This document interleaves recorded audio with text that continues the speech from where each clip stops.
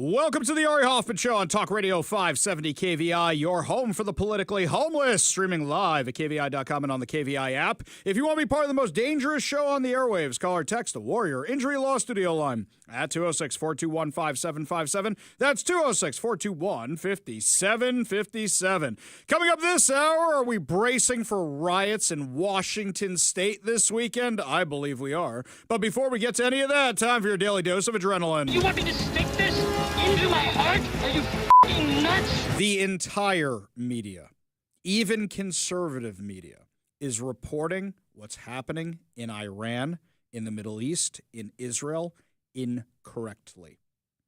What were we hearing all night last night? It was a preemptive strike that Israel took against Iran when they flew hundreds of fighter planes into Iran to take out their nuclear factories, their nuclear facilities, all the places they were developing nuclear weapons. No, it wasn't a preemptive strike.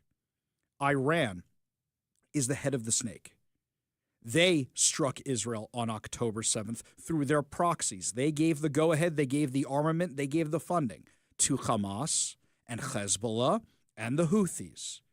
Iran, for years, for decades, has been the largest state sponsor of terror. They are a rogue terrorist regime. And for too long in the U.S., we have treated the fact that they run around in that regime chanting death to Israel and death to America as, well, is there, can we do something? Can we meet you halfway, perhaps? That's been U.S. foreign policy for decades. It has been, well, you know what? De-escalate. We don't want all-out war. Let's just get it back to center where everybody's mad at each other, but we don't really do anything about it. There's a difference between allies and friends. You know this. You've got people that are friends by association. You've got people who are neighbors that you're friendly with, and you have your buddies. And when your buddies say, I need your help, you show up. When your buddies say, I need help moving, you show up. When your buddies say, somebody's giving me a hard time, you show up. Israel's our buddy. U.S. is Israel's buddy. UK is our buddy. When the UK said, this guy with the funny-looking mustache is causing a huge problem and we're about to lose and you're our buddy, we need your help, we went to help them out. That's what America does. Am I saying that Americans need to be on the ground in Iran? No, that's crazy. And by the way, these Tucker Carlson types and everybody else, by the way, it's amazing today to watch how Tucker Carlson and Rashida Tlaib are saying the same thing. The woke right and the leftist, communist, socialist activists are saying the same thing. Oh, Israel's going to drag us into World War III. Nobody's asking for that. Israel did this entire attack on their own. But when you need a little help shooting down some missiles, your buddies show up for you. You know who else is helping to shoot down these missiles coming from Iran right now?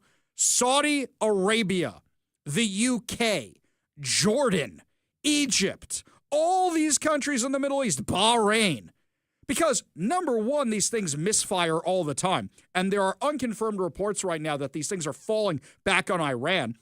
Some of them, and this is confirmed, are landing in Gaza and the West Bank because these guys don't even know how to use them. You don't exactly have the A-team firing these missiles on a good day. And after Israel's taken out all their nuclear scientists and their entire command staff and their Air Force and everything else, what do you think they're firing? What junk can we find? Quickly, what junk can we find and shoot back so we don't look weak? This operation was incredible. It beats Operation Grim Beeper. Let me tell you what they did. Because this is what you get when you have smart people running wars, as opposed to whatever the hell's going on in Ukraine. This is brilliant. So what'd they do? Israel has known for years where Iran's nuclear facilities are. Some of the things they've done in the past is they have sent malware into their systems to destroy their computers, which destroy their centrifuges. They told the centrifuges to ramp up too quickly. So they did that years ago. They have been killing Iranian nuclear scientists for years. And now keep in the back of your mind that Israel and America especially, Donald Trump, said, don't pursue nuclear weapons and we'll make peace with you. Not even don't pursue ballistic weapons or ballistic missiles. Just don't pursue the nuclear stuff and we'll make peace with you. So yesterday was June 12th. Do you know what happened 60 days before that? 60 days before that, Donald Trump said, Iran, you have 60 days to work out a peace deal, or I'm going to let Israel do what Israel does. And that's exactly what happened. It was June 12th yesterday, and Israel was June 13th. 6/13 for my Jewish friends. You know what that means. So what happens? They've had all this time to work it out. So you had the velvet glove and the iron fist. You had Donald Trump, who I would say is more the golden glove. It's the greatest glove. You're going to love this glove. Be my best friend. We'll give you money. It'll be great. Which is the deal he was working on with Iran, trying to get them to see the light of day. And Israel says, we're going to blow you up. We're going to blow you up. We're going to blow you up. Anybody here ever hear of good cop, bad cop? So first, the 4D chess. Oftentimes we say, does Donald Trump actually play 4D chess or does he actually get lucky? This was 4D chess. This was, hey, we could all be best friends. We're going to be the best friends you've ever seen. He just did this whole swing through the Middle East. We're working things out with Syria. Now that Israel has taken out Hamas and Hezbollah, he's trying to work things out with Lebanon. That's how much the Middle East has been changed by all of this. And Donald Trump says to Iran, you want to be friends with us? Let's be friends. But if not, those Israelis are chilling over there. So for the past few days, there have been reports leaking out that Iran was getting closer and closer and closer to the bomb. And now all of a sudden, everybody's acting surprised, absolutely shocked and surprised that Israel did what Israel did. Israel has been saying for years, we have a red line. When they're about to cross it, that's when we go after them. I take you back to 2013. In 2013, Benjamin Netanyahu was speaking before the UN, and he pulls out this cartoon of what looks like an Acme bomb. The kind that Roadrunner has, or I should say Wile E. Coyote, an Acme bomb. And he says, well, this is where we have to get to. And he drew a red line across the top of it. I want you to imagine him holding up this ridiculous cartoon-looking thing. He's been saying this for years. It's based on the public reports of the International Atomic Energy Agency. Anybody could read them. They're online. So if these are the facts, and they are, where should a red line be drawn? A red line should be drawn right here. He pulls out a marker and draws it at the top. Before Iran completes the second stage of nuclear enrichment necessary to make a bomb. That's exactly right. And what's been happening is Israel has been jeopardizing those efforts and destroying those efforts by Iran literally for decades. For decades at this point. And everybody all of a sudden is acting shocked. Whoa, whoa, whoa, whoa, whoa. Why'd you go into Iran? Because intelligence showed that they were about to be at that stage, and you got to take them out now. All these missiles that are raining down on Israel from Iran right now, imagine if they were nuclear tipped. Iran has been saying for years it wants to wipe out Israel, it wants to wipe out America. They were about to have the capability to do it, and Israel couldn't wait any longer. So what'd they do? First, they did a cyber attack. They took out all their defense systems with cyber attacks, which is incredible. Then, what did they do? Apparently, Mossad was on the ground in Iran, set up their own drone facility in Iran, and used those drones to take out Iranian defenses before the planes even started going there. You were hearing about explosions in Tehran and elsewhere. On top of that, you send in all the fighter jets to blow the crap out of everything. How decimated is Iran? There's video of Israeli jets refueling in Iranian airspace. When a plane is refueling, it is at its most exposed. You have a giant tanker plane, and the fighter jet can't maneuver anywhere, and they're tied together. If you're refueling over Iran, you are not worried what Iran's going to do. On top of that, they managed to take out the Iranian military leadership, the heads of all the branches of their military. On top of that, they managed to take out all their nuclear scientists. This puts 13 of their nuclear scientists. This puts the Zohan to shame. I don't even think he could do all this by himself. And they did all this in just a few hours and completely annihilated Iranians' defensive systems and their offensive systems. So they're launching rockets right now. You're not going to get everything at once, but Iran is the head of the snake, and you just need to keep bombing and bombing and bombing. What's the reaction in Iran? There are regular civilians celebrating today because they've been living under the Ayatollahs. They've been living under Sharia law. They remember, some of these people, what it's like to have Western values, to have Western freedom. And you know who's kept them like this whole time? This is Jimmy Carter's mess. This is Barack Obama's mess. And Israel is cleaning it up today. Do you remember the disastrous Iran deal that Obama negotiated? Let me give you the summary of it. If you promise very, very nicely not to develop nuclear weapons, we'll give you money. Is that cool? Let's do that to the number one state sponsor of terror. This is when Obama announces the deal with Joe Biden standing right next to him. After 2 years of negotiations, the United States, together with our international partners, has achieved something that decades of animosity has not. A comprehensive long-term deal with Iran that will prevent it from obtaining a nuclear weapon. This deal demonstrates that American diplomacy can bring about real and meaningful change. Change that makes our country and the world safer and more secure. That is not true. It was a colossal failure. Iran was pursuing nuclear weapons the entire time. The only reason they didn't get them is because Israel was taking out their operations time after time after time through cyber attacks and through taking out Iranian scientists. That's how it was prevented. The reason Netanyahu had to give the speech with the bomb is because Obama was the one saying, let's pay these terrorists off. Anybody remember Bill Clinton and North Korea? Let's pay them off not to develop nuclear weapons. How'd that work out for North Korea? Obama went down the same road.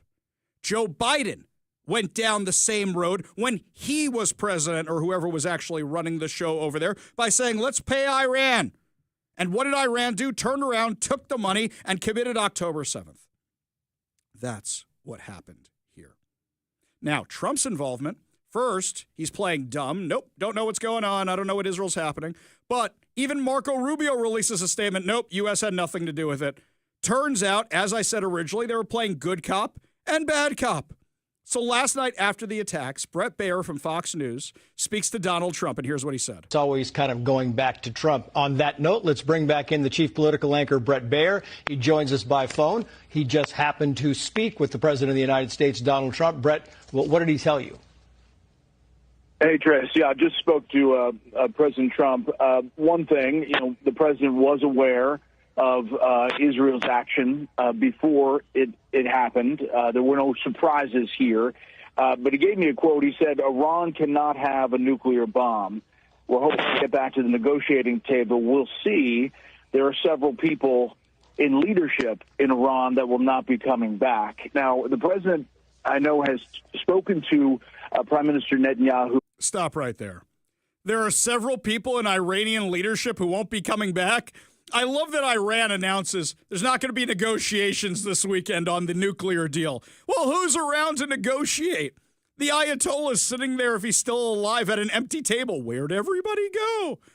Why is Khomeini all alone? No friends, no friends. Well, they're all dead. Come on. Super dead. Exactly. I was waiting for that one right there. All dead. They're all super dead. In fact, it turns out one of them was actually an Israeli plant who got them all into one room at one time where they were all taken out. The brilliance behind this. It puts the pagers to shame. So if Israel gave Donald Trump a golden pager as a souvenir from Operation Grim Beeper, what are they going to give him this time? A golden drone? A golden F-16? He likes airplanes. We know he likes airplanes from other countries. Let's give him a golden F-16 or an F-35. I think he's got enough. It's fine. Put that in the library. Giant golden F-16, golden F-35, put that there. Trump understood. unlike Biden, that you don't say your battle plans out loud. You negotiate behind the scenes, you negotiate, and if your ally, your friend, is going to attack the enemy, you don't give it away. You know what else happened yesterday that most of the mainstream media missed? The guy who leaked the plans that Israel was going to attack Iran last year in response to that massive missile barrage that Iran launched in April and then again in October, the guy who leaked that from the Biden administration was sentenced to years in jail because he leaked that. Everybody missed that yesterday. That's the difference between one administration and the other one. This administration, yeah, do what you got to do because it's in everybody's best interests. Israel just saved the world from Iranian nuclear ambitions. Do you know why the Abraham Accords worked? Because everybody in the Middle East was more worried about Iran than the Jews. And they said, Israel can help us. And Israel, after October 7th, looked weak. So what they need to do was reestablish deterrence. They took out Hamas. They went in when nobody thought they would go this long, because what usually happens is they go in for 2 weeks, the UN gets mad, and then Israel stops. This time, Israel said, screw you. They killed 1,200 of our people. They kidnapped 250 more. They raped, tortured, and murdered. How many? We don't even know. Injured thousands. Yeah, no, we're not stopping this time. We're taking out Hamas. And then Operation Grim Beeper, you took out Hezbollah. And then you took out Syria. Now Syria doesn't have a head either. Israel's on a 7-front war. And one by one, they're taking them all out. And the left is having a complete meltdown about this. Pramila Jayapal. Israel's a bunch of warmongers, terrorists. She's losing her mind, along with Rashida Tlaib, Ilhan Omar. And you know what's fascinating to watch? The woke right doing the exact same thing. We don't want to die for America. You guys need to start playing for Israel. You guys need to start playing Fortunate Son.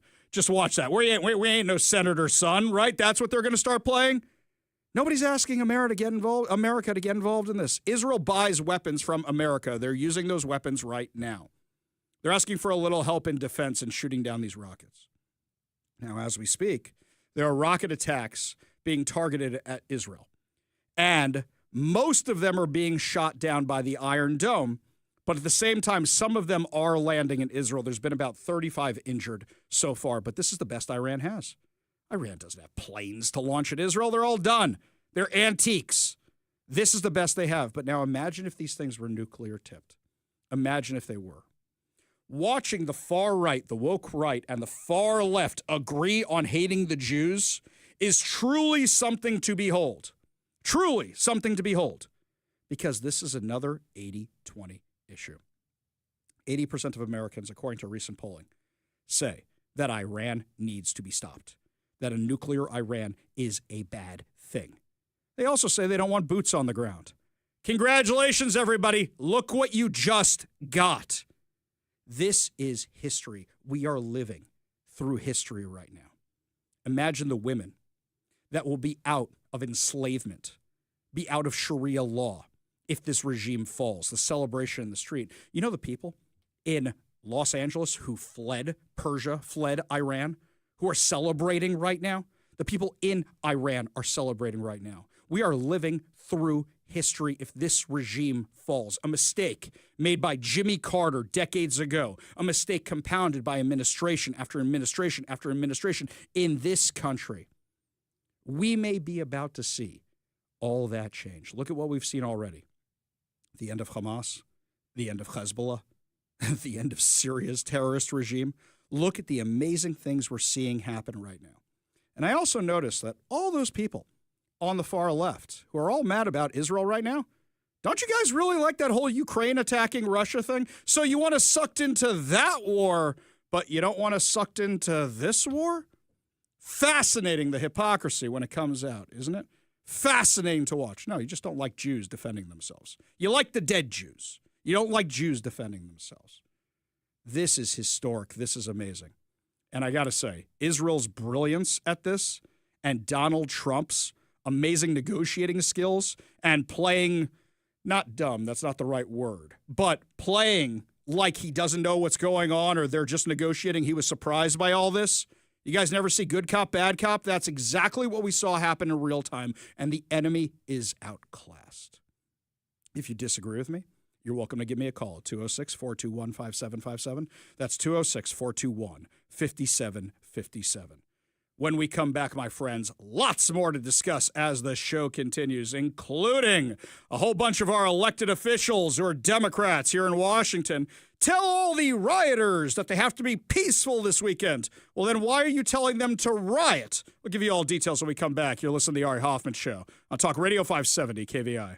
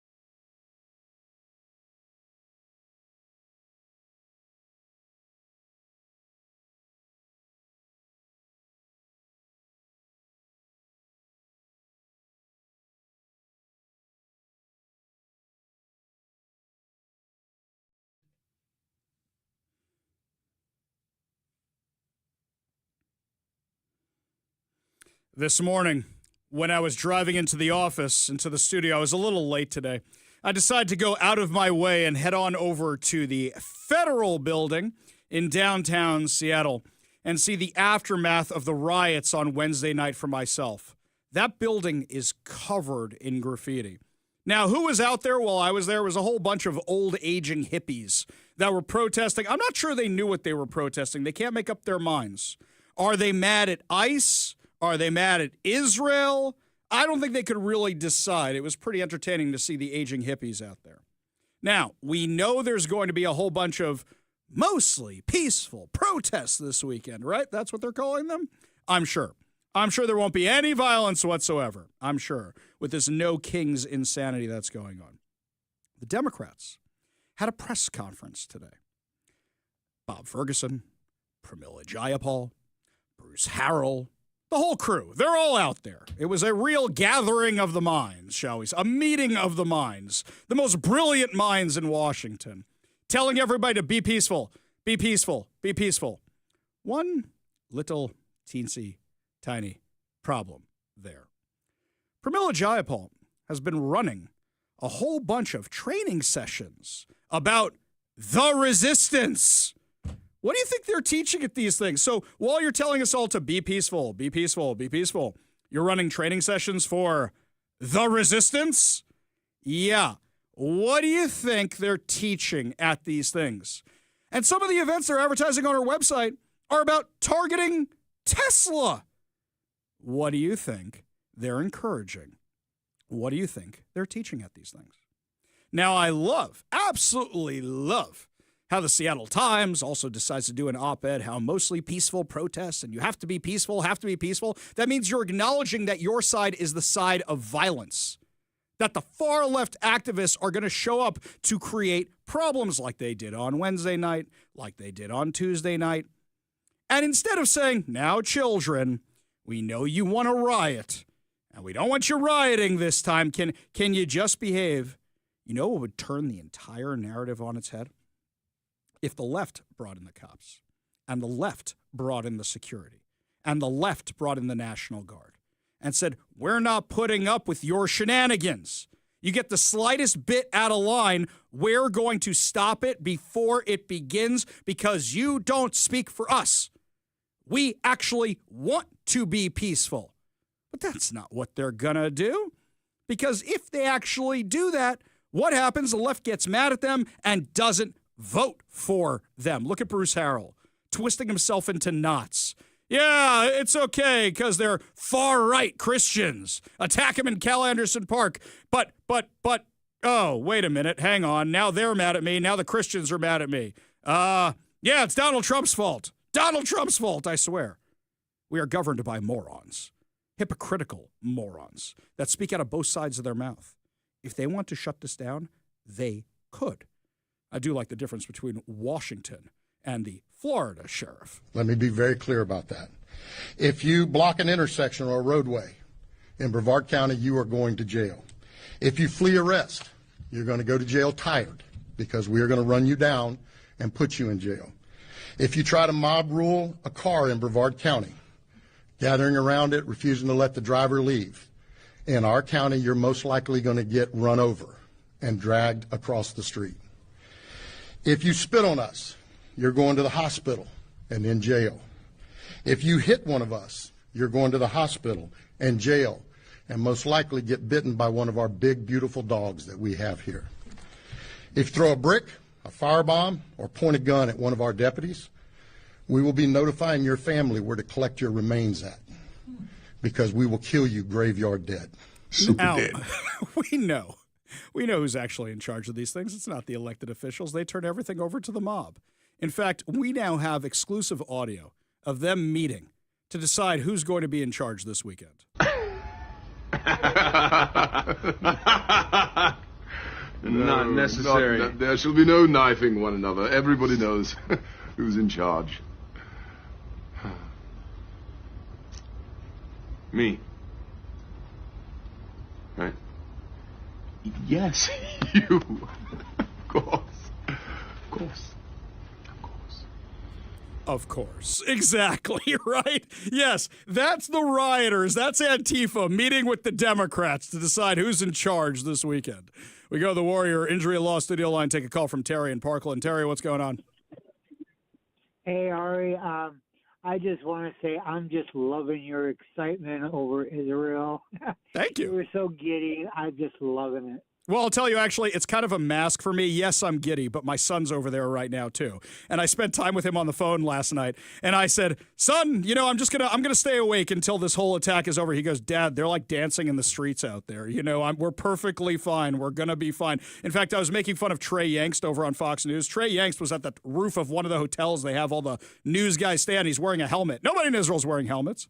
I mean, look, these missiles coming down is serious, and people should be in their bomb shelters when they tell you to be in the bomb shelters. But at the same time, the fact that we may see history changing in our lifetime, the end of the Ayatollah, all those people free in Iran, and think about this for a minute, is all this was done because of the brilliance of Israel, right? We could have done one of these forever wars where let's send in 300,000 people. We didn't need to do that. So, yeah, Terry, am I giddy? Abso-flippin'-lutely I'm giddy. Appreciate the call. Appreciate you being part of the show. You want to be part of the show, give us a call or a text at 206-421-5757. That's 206-421-5757.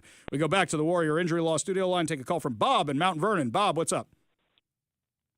I haven't heard any other states' AGs or LEO heads talk about what the protesters are not going to be able to do, like Florida. Mm-hmm. But that's not why I'm calling. I was on X this morning and I was reading through the forums and whatnot, and I saw what Mark Levin had posted, what Tucker Carlson had to say about Iran. It was rather lengthy and to the point that there were no and has never been any nuclear weapons and development, kind of pretty much countering what Levin was saying, which was essentially warmongering. Okay, hang on. I'm stopping you right there for a second, okay? Let's stop right there, Bob. All right, I don't know what Mark Levin said. I do know what Tucker Carlson said. And I also know who sponsors Tucker Carlson's show. And Tucker Carlson, for example, gets money from Qatar. Let's do that first. But also, here's the thing. I'm on your on your team. Don't get me wrong. I know that, Bob. I know that. I'm just, for everybody else who's out there for a second. So what's the new thing? They accuse everybody of warmongering, right? That's the new big claim. This is not something that was happening in a vacuum. These reports have been public to everybody for literally decades. And even Iran is saying, you blew up our nuclear sites, so we're going to come kill you. They're not denying it. And the only other thing that I was calling about was at the top of Lars' show, I think it was right before the end of it, or maybe it was right after at the beginning of the hour, the newscast was Portland's mayor is welcoming the protests this weekend. Yeah. And is 100% for it. I love that, because the crazy thing I saw was all these Democrat politicians saying, yeah, peaceful protest, right? That's what they're saying. But we know what's going to happen. Burning the town down. Right, exactly. This is just 2020 all over again. Bob, great call. Appreciate you being part of the show, my friend. You want to be part of the show, you give us a call or text at 206-421-5757. That's 206-421-5757. When we come back, more of your calls, more of your texts, because my phone is lighting up like Hanukkah right now. Plus, also, Governor Tim Walz is in the hot seat on Capitol Hill and apparently doesn't know what a woman is. We'll have that awesome audio for you when we come back. You'll listen to the Ari Hoffman Show on Talk Radio 570 KVI.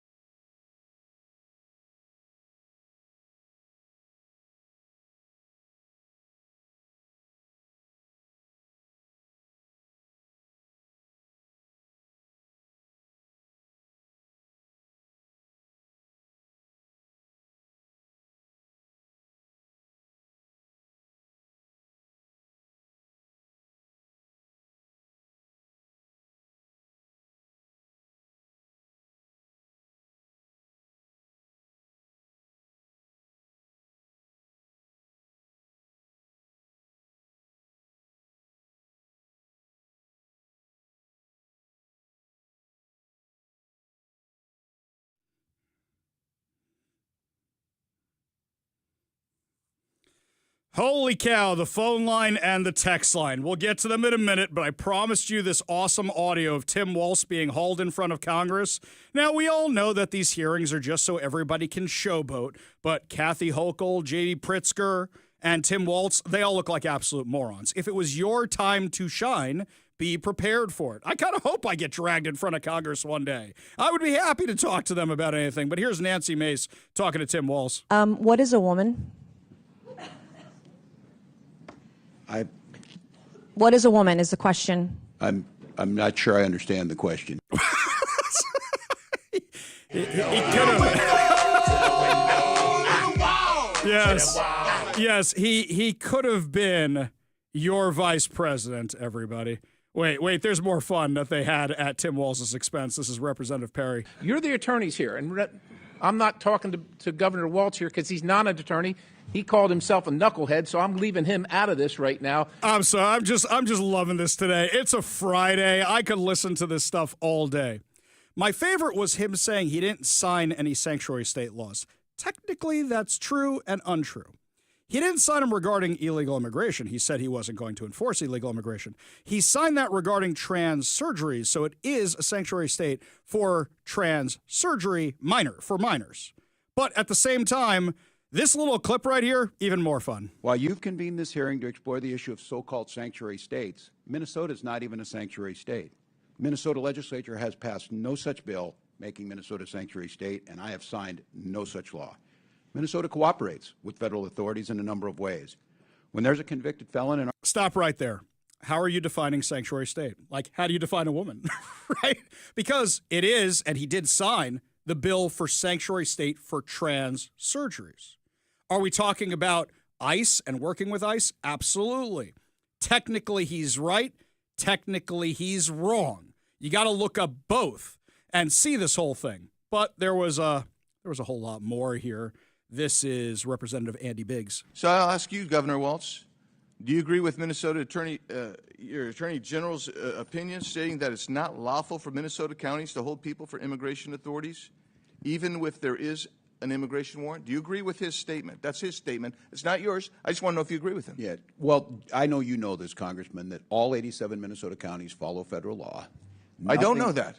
I just want to know. I don't know that. Why would I know that? I'm just going by your Attorney General. He says not to do it. Do you agree with the Attorney General?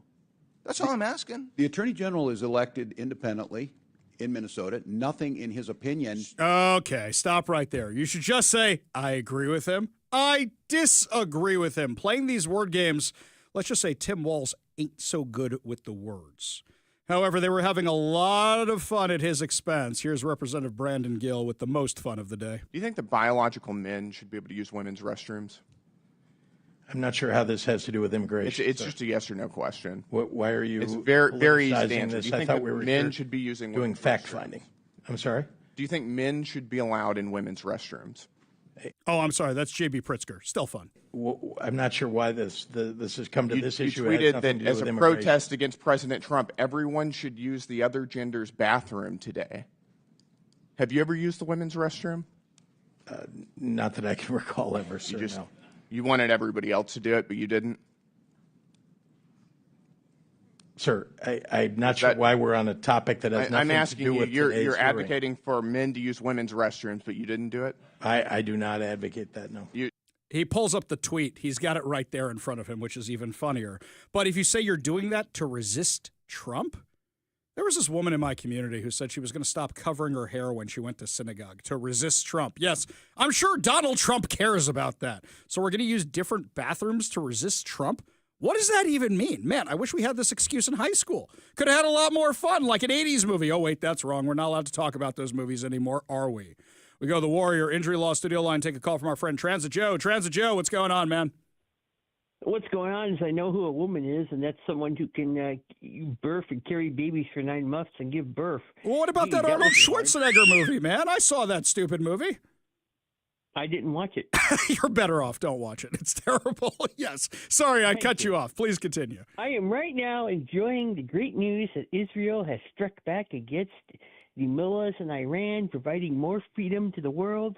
And I even last night went on Instagram and tagged the Israeli Air Force holding up my Barks root beer, letting them know that I'm raising a toast to them for defending humanity. I'm even having to click. I love it. I love it when you and I are on the same side, Joe. Together we are unstoppable. And I absolutely love all the love for the Israelis and the Israeli Air Force and all the stuff they accomplished. I know how much you love your fighter planes. Joe, appreciate the call. Yeah. Appreciate you being part of the show. You want to be part of the show, give us a call or a text at 206-421-5757. That's 206-421-5757. We go back to the Warrior Injury Law studio line. Take a call from Bennett. Bennett, I haven't seen you out at the protest. You back in town, buddy? Oh yeah, I was at the Wednesday one, the one run from Cal Anderson down to the federal building. Ah. I mean, it's always weird that you say like, oh, they say it's mostly peaceful. That's not true. Look, I mean, if there are 1,000 people there and 3 of them are involved in setting a dumpster on fire, that was more than 3, Bennett, and it was more than 3 that vandalized the building, and it was more than 3 that obstructed justice and obstructed the ICE agents. It was a lot more than 3. You know it. I know. No one was obstructing ICE agents at the march on Wednesday. Those are the one you were. They weren't putting the Lime Bikes blocking the entrances and all that. That was okay. There was another riot on Tuesday at the ICE building, and I I'm talking know. about the march. And they did both. I was there today, man. I saw all the fun. I don't think that's what you called about, though. What were you calling about today? You want to talk about voting by mail or in person or something, right? I know there's so much going on. But speaking of the Seattle Times, you'd said something. You were like, "Oh, there's a fit to make up," and you're reading from an article where it said Washington's vote by mail system long championed by Republican leader. I'm sorry, that's your Jay Inslee voice. I don't know what your Seattle Times voice is. But you're saying so in an impression of me doing an impression of Jay Inslee doing an impression of Jim Walsh. Wow, that's like real Inception type stuff there. That was it. And you had said, you're a Republican, call in. You've never supported vote by mail, right? Call in if you're a Republican. Tell me what you think about vote by mail. So the article, which, like I said, Washington vote by mail system long championed by Republican leaders. I know you're busy, so I read the article for you. The article in there says the evolution of vote by mail was guided by Republican. I said the Secretary of State thing. I said it when I was talking about it. I said what they're referencing is Republicans, and I made some jokes about Kim Wyman. I said that to begin the segment. But this, okay, I'm looking at the tweet that you sent out where you were quoting the part where the Seattle Times, Washington's vote by mail system long championed by Republican leaders. Yes. And you were implying that part was false, but that's definitely true. Kim Wyman did go to bat for Washington's vote by mail system after Trump lost in 2020. Have I ever said Trump didn't lose in 2020? Have I ever said that, Barrett? Have I ever said that? Well, that's why I was apologizing to your listeners for giving them a heart attack. Oh, I don't know I what see. you believe, but I'll bet you that a high proportion of your listeners think that he did not lose. Okay. Well, I'll tell you what, Bennett, was I want you to have a safe weekend, okay? Stay away from the psychos this weekend. Have a safe weekend. Peacefully protest. I know you always do, but some other people don't. Yes, you have a good weekend, man. We got a whole lot more to discuss as the show continues. More of your texts, more of your calls when we come back. Plus, the people behind Pride Month went so low on a post today. I didn't even think it was this possible. I'll give you details when we come back. You're listening to the Ari Hoffman Show on Talk Radio 570 KVI.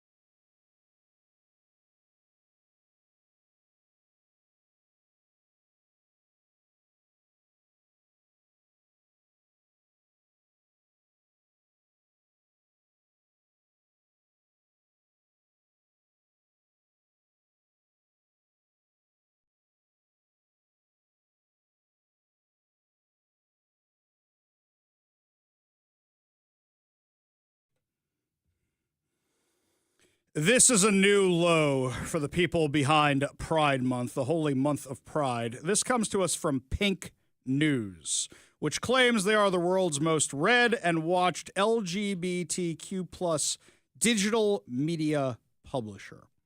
Here's what they wrote today, with a picture.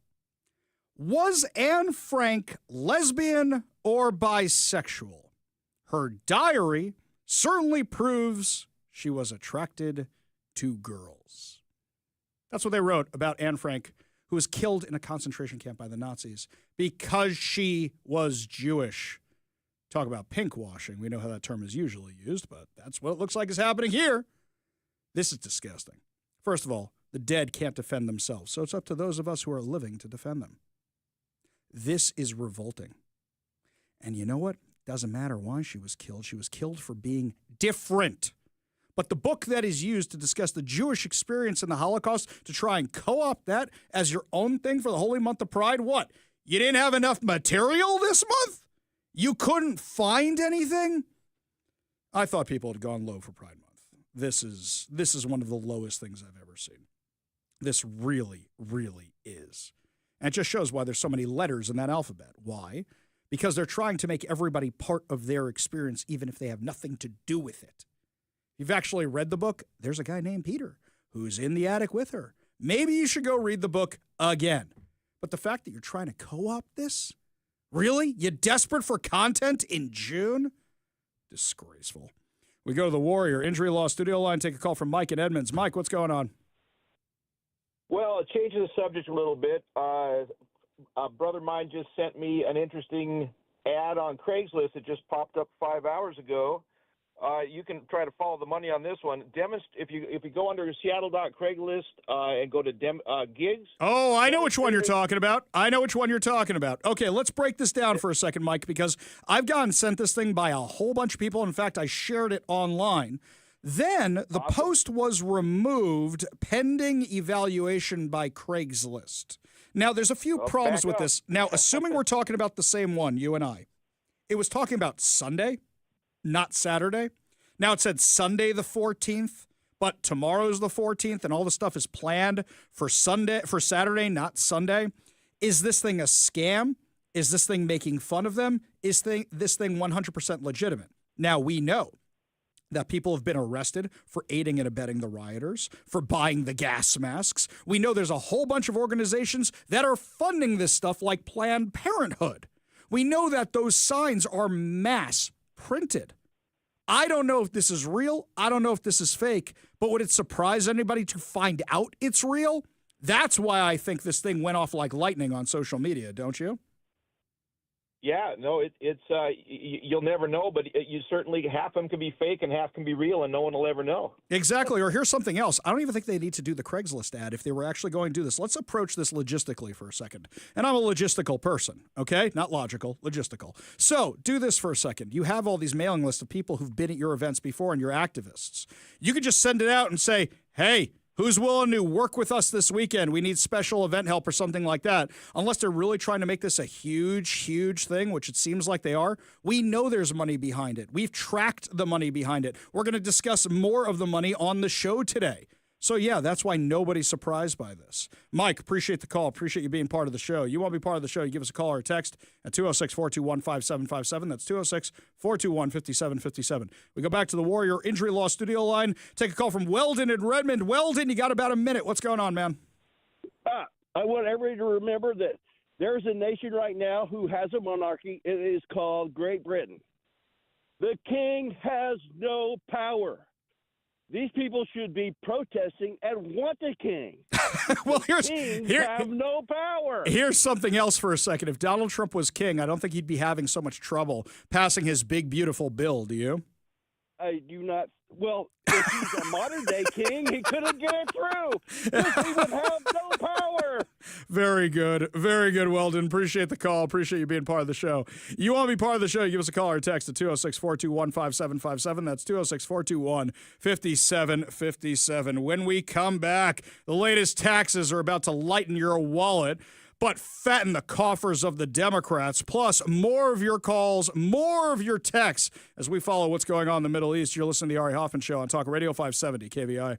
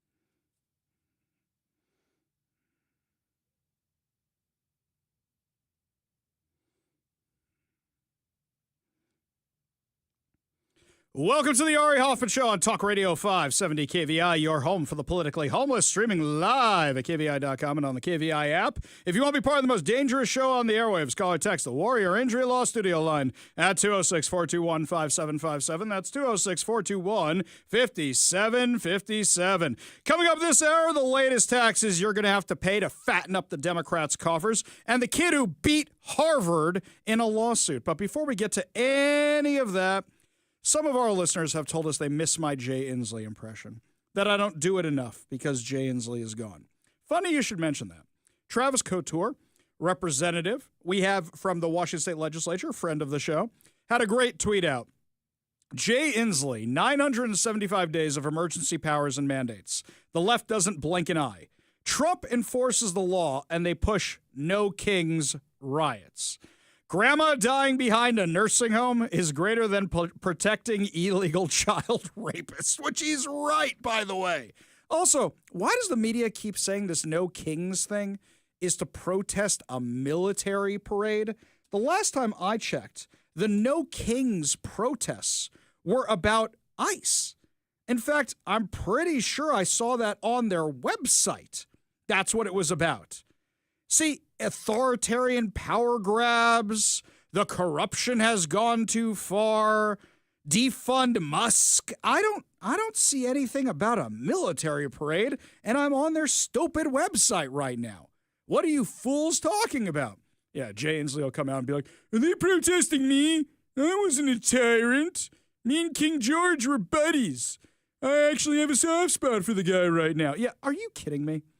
This is ridiculous. Absolutely ridiculous. I assume most of the people going to these protests are the ones who are in favor of stay-at-home mandates, don't work mandates, mask mandates, vaccine mandates. I assume that.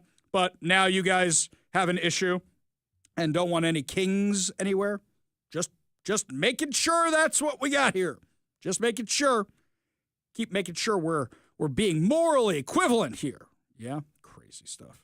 Meanwhile, Seattle Police Department put out a terrible, terrible, terrible tweet about what they're expecting this weekend. How you can tell Sean Barnes and Bruce Harrell are running the police department is because this is what they're writing. Lots of you are preparing to protest this weekend, and some of you might even be heading out to your first protest ever. Here's a brief overview of what you can expect from the Seattle Police Department while you are at a demonstration. You know, I think I got that email from the Mariners the other day. Oh, you're going to T-Mobile Park. Here's what you can expect. Here's where the concession stands are. Here's the giveaway today. You can find the restrooms here. In fact, I think I got one of those from AMC Theaters. Oh, you're going out to see Ballerina this weekend. Well, we have these concessions. Would you like to order them in advance? Perhaps you would like Spaceballs, the popcorn bucket. What do you want when you're going to the movie? What you can expect when you're going to Is this a tourist attraction? Those of you who might be in town to go on the cruise ships this weekend, here's what you can expect in downtown Seattle. Blocked streets. Death, horrible death. Yes, exactly. Oh, no, they won't admit that. It's mostly peaceful, right? Right? That's what it is? Yes, exactly. So, what can you expect? Let's go to this little tourist advice, tourist advice, we'll call it, from the Seattle Police Department. Ready? What to expect when you're expecting. Oh, wait, that's a movie title. What to expect when you're expecting a protest. All right, now we're on the right page here. Free expression is a cornerstone of our community, and the Seattle Police Department is committed to facilitating that right. Lots of you are preparing to protest this weekend, and some of you might even be heading to your first protest ever. In that case, we have a t-shirt for you that says dads, moms, kids, whatever, first protest. We've got, for Father's Day, we have a special for you. I went to protest on Father's Day, and all I got was this lousy t-shirt. I went to protest Donald Trump, and all I got was a gas canister to the face. Death. Exactly right. Here's a brief overview of what you can expect from the Seattle Police Department while you are at a demonstration. When you see our officers at protests, you'll often encounter the police outreach and engagement team, or POET officers. They are specifically trained to speak with organizers. Hang on, you need training for that? You need training to speak to people? Okay. and the community before protest, aiming for facilitation, not confrontation. They're the ones who always retreat first, right? That's the poet team. Just making sure we got that right. They're the ones we always see on video with the big P-O-E-T on the back who are backing up. Their role is to communicate, build a rapport, and help protect everyone's safety. You might hear officers using amplified sound to communicate important information or instructions. Disperse! Disperse now! This is ridiculous. If you have an issue, please approach a poet officer, and they will get you assistance. Wow. We'll call over one of those guys in the green vest that's one of the downtown Seattle ambassadors. Which way is the fastest exit away from the tear gas? Where's the nearest bathroom to wash our eyes out after we riot? Oh, wait, this gets so much better. Or I should say worse. If you own a home or a business along the route, you may want to relocate trash bins, dumpsters, and other loose material to prevent them from causing any harm. I don't think they mean like somebody's going to trip over them on the sidewalk. I think they mean it may end up in fire in the middle of 2nd Avenue. I think that's what they're saying. So property damage, that's okay. I'm trying to figure out the line. What line can you cross here? It seems like property damage is fine. Our approach to protecting your safety at protests is always to be measured and responsive to behavior of individuals, not the content of the message. We prioritize low-profile tactics whenever possible. This means officers will not interfere until a response is critically necessary. Stop right there. How many of you out there are parents? Don't do that again, child. And if you do that again, then you just gave them permission to do that again. Here's my red line. Don't cross it, right, Obama? Here's my red line. You literally just said you're going to let them do whatever they want until you've decided it's too much. Officers continuously assess the situation and adjust their response as needed. Police actions, such as orders to leave the immediate area, will always be a last resort when there's a clear and present danger. Officers could take action in situations involving violence, significant and unpermitted traffic disruptions, or other immediate threats to public and life safety. If officers give an order to leave the area, it will be lawful, audible, specific, and provide a clear exit path with sufficient time to safely leave the area. Our goal is always to protect both your right to protest and the safety of everyone in our city. Thank you from the Seattle Police Department for your continued commitment to safe and peaceful demonstrations. You know what it should say up top? It should say up top, if you mess around, you're gonna find out. Oh, you want to put that more diplomatically for a second?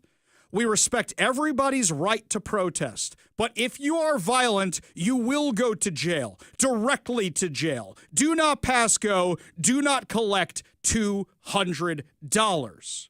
We will be notifying your family where to collect your remains at because we will kill you graveyard dead. Yes. Super dead. Exactly. That's what we'll be doing.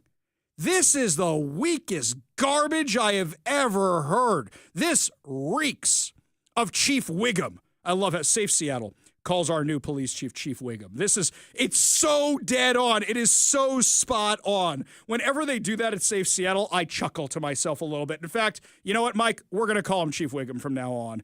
Copyright, TM, patent pending from our friends over at Safe Seattle because that is so accurate. He is Chief Wiggum. Absolutely. Man, unbelievable, yet so much not. Meanwhile, the Seattle Times editorial board, in addition to Bob Ferguson, Pramila Jayapal, Bruce Harrell, and all the other idiots they had up there, is also begging everybody to be peaceful. Okay, can we be real about this for a second? You think Antifa's watching any press conferences? Really? No, in all reality, you think Antifa's watching any press conferences? Do you think they're reading the Seattle Times? I remember I went to a Democrat party meeting one time years ago when I was running for office, when I was dumb enough to think that maybe there were some rational people in our local Democrat politics. Oh, dear God. Man, was I disappointed. So, you know what's funny? They mentioned something about the Seattle Times and the whole room booed. So I guess that's a bipartisan thing. Everybody hates the Seattle Times. They think they're too conservative. Here's what the Seattle Times editorial board wrote. In this time of tumult, two things are equally true. President Donald Trump must not use military force to quell domestic protests, and protests must not use violence to express their grievances. Weren't you guys the ones who were calling the Summer of Love peaceful I seem to remember that. A street fair, a block party. On Saturday, Trump will watch as a military parade. The military parade again. I don't see that on any of the No Kings websites. It's all about ICE. It's all about hating Trump. I don't see anything about this military parade. What, you guys get the comments issued to you? You guys get your talking points issued to you? And also, here's the other thing. The 250th anniversary of the U.S. Grand Military Parade and Celebration, which takes place on Trump's 79th birthday, is expected to include 6,600 soldiers, 150 vehicles, and dozens of aircraft. Hang on a second. Hang on. It could cost up to $45 million. Now you guys care about where our money goes? But here's something else. You mad about Seafair? I know all the lefty Looney Tunes over on Facebook or whatever are mad about Seafair. I know that. But do you get mad about the Fleet Week out there, the parade of ships? You guys talk about it, and you praise it as a tourist. You get all excited about the Blue Angels coming to town. What about when JBLM used to do that big air show where everybody came in for? That was awesome. Why are you mad about this? You are mad because it's Donald Trump doing it. Not proud of our military. I bet our military veterans love that. You going to get mad about the Auburn Veterans Day Parade next? There's a whole bunch of soldiers that go to that one and a whole bunch of military vehicles that go to that one. Yes, let's all boycott the Auburn Military Parade because, Trump's president. Any protests or signs of discord will be met by force. Trump warned from the Oval Office this week, for those people that want to protest, they're going to be met with very big force. This is people that hate our country, but they will be met with a very heavy force. Who exactly will mete out this force? The police or the military? Trump didn't say. All right, guys, can we stop with this nonsense? We have said a bunch of times, it has been very, very clear that they are there to protect federal facilities because Gavin Newsom and crew ain't getting it done. I did love the publicity stunt of Karen Bass, the mayor of L.A., cleaning up the graffiti on a wall. Did you see that nonsense? So there's no riots. Wait, there are riots, but they're peaceful. No, wait, there are riots. They're not peaceful, but it's Donald Trump's fault. Right? That's what it is. It seems like all these Democrats, their line is, well, it's okay to vandalize everything. Just look at the federal building downtown. In fact, I posted a video of what it looks like over on my social media. Ari Hoffman Official on Facebook and Instagram, the Hofffather over on X. So it's okay to vandalize things. It's okay to assault a few police officers, according to these guys. But if things get really out of hand, that's when we're going to stop it. What's the line? Really, what's the line? You guys didn't care here in Washington when terrorists took over 6 blocks of Seattle. Didn't care at all. This is insane.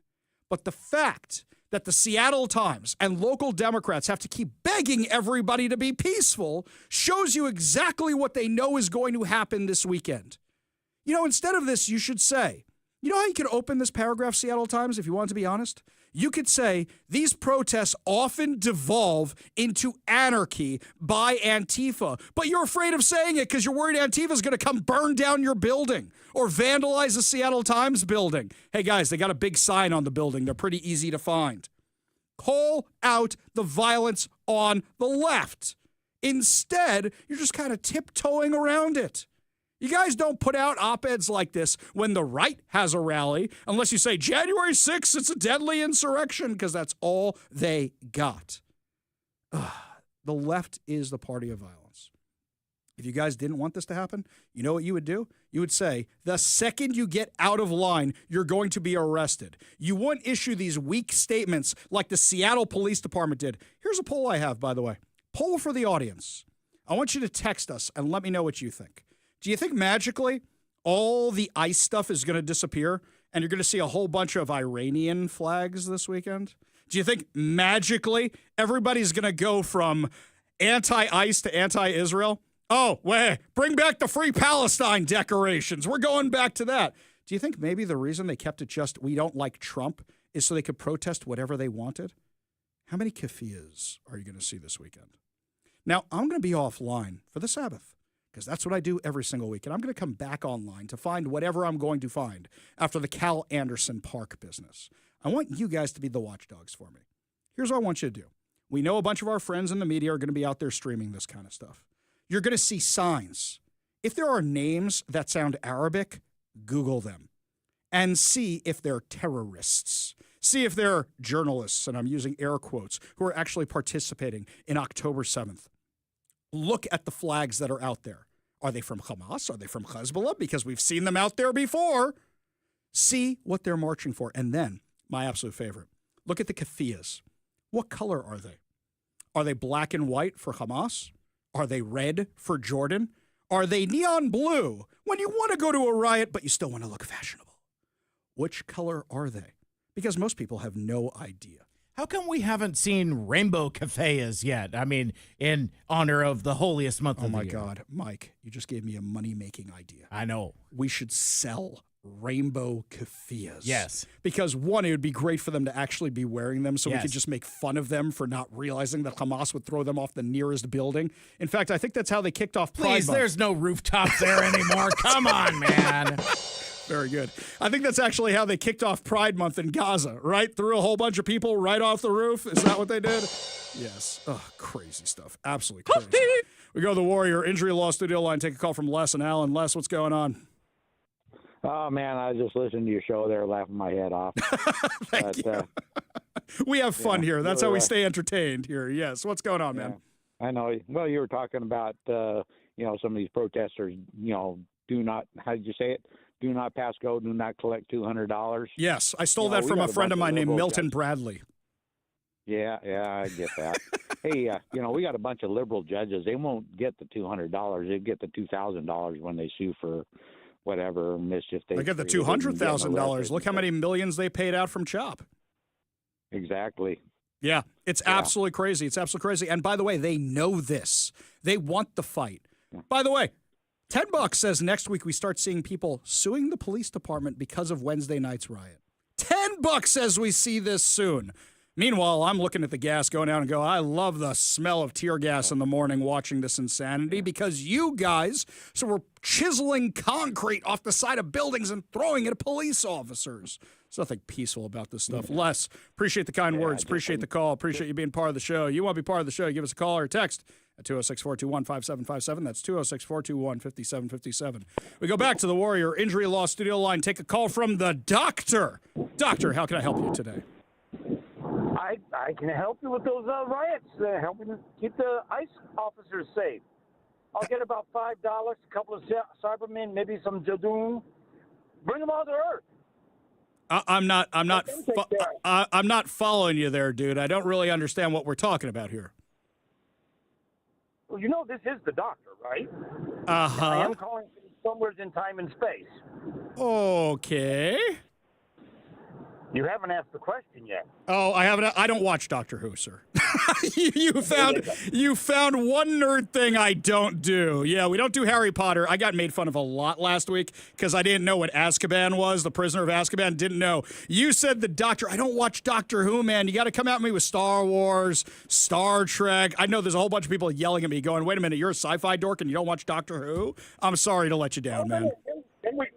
I can go get some warriors from Stovall. Okay, that one I got. Very good. Very good. Next time, pick something in the genre I know. Appreciate the call. Appreciate you being part of the show. You want to be part of the show, you give us a call or a text at 206-421-5757. That's 206-421-5757. We go back to the Warrior Injury Law Studio line. Take a call from George in Kenmore. George, what's going on? Hey, Commander George of Arabia here. Unleash the Carl Vinson. And everything else, right? The Carl Vinson Battle Group and the other carrier, and I don't remember who it was, might have been Truman, but everything south of Shiraz, the U.S. Navy ought to take out, including, just draw a line, and Israel can have the north. Because dude, keeping the sea lanes we just want our little piece of New Jersey, not actual New Jersey. We just want that little piece of Israel. If everybody just leave us alone, everything would be perfectly happy. We don't want Iran. However, I got an idea. Tell me what you think of this, George. How about when we topple the Ayatollah, we go back to calling it Persia instead of Iran? How about that? Oh no, that's it. It's the Persian Gulf. Remember, Reagan called it the Arabian Gulf just to piss him off.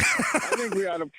I think you know what we should call it? Hang on, I got a better idea. I think we should call it the Gulf of Israel and watch them lose their minds. It's going to be the greatest Gulf. We'll call it the best Gulf you've ever seen, second only to the Gulf of America. George, appreciate the call. Appreciate your service. Appreciate you being part of the show. You want to be part of the show, give us a call or a text at 206-421-5757. That's 206-421-5757. When we come back, more of your calls, more of your texts, plus the taxes that are coming your way here in Washington. You're listening to the Ari Hoffman Show on Talk Radio 570 KVI.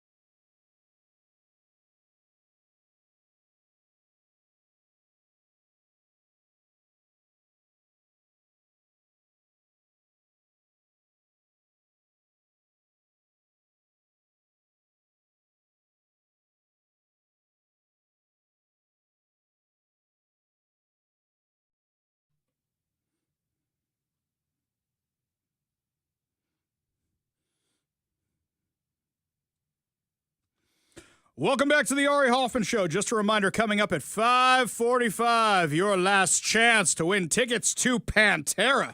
at the White River Amphitheater on August 22nd. That's right, my friends. That's why you should always keep your radio tuned to 570 KVI. Left on your dial, always right on the issues. You should also stream us at KVI.com, download the KVI app, and, of course, subscribe on whatever your preferred podcast platform is.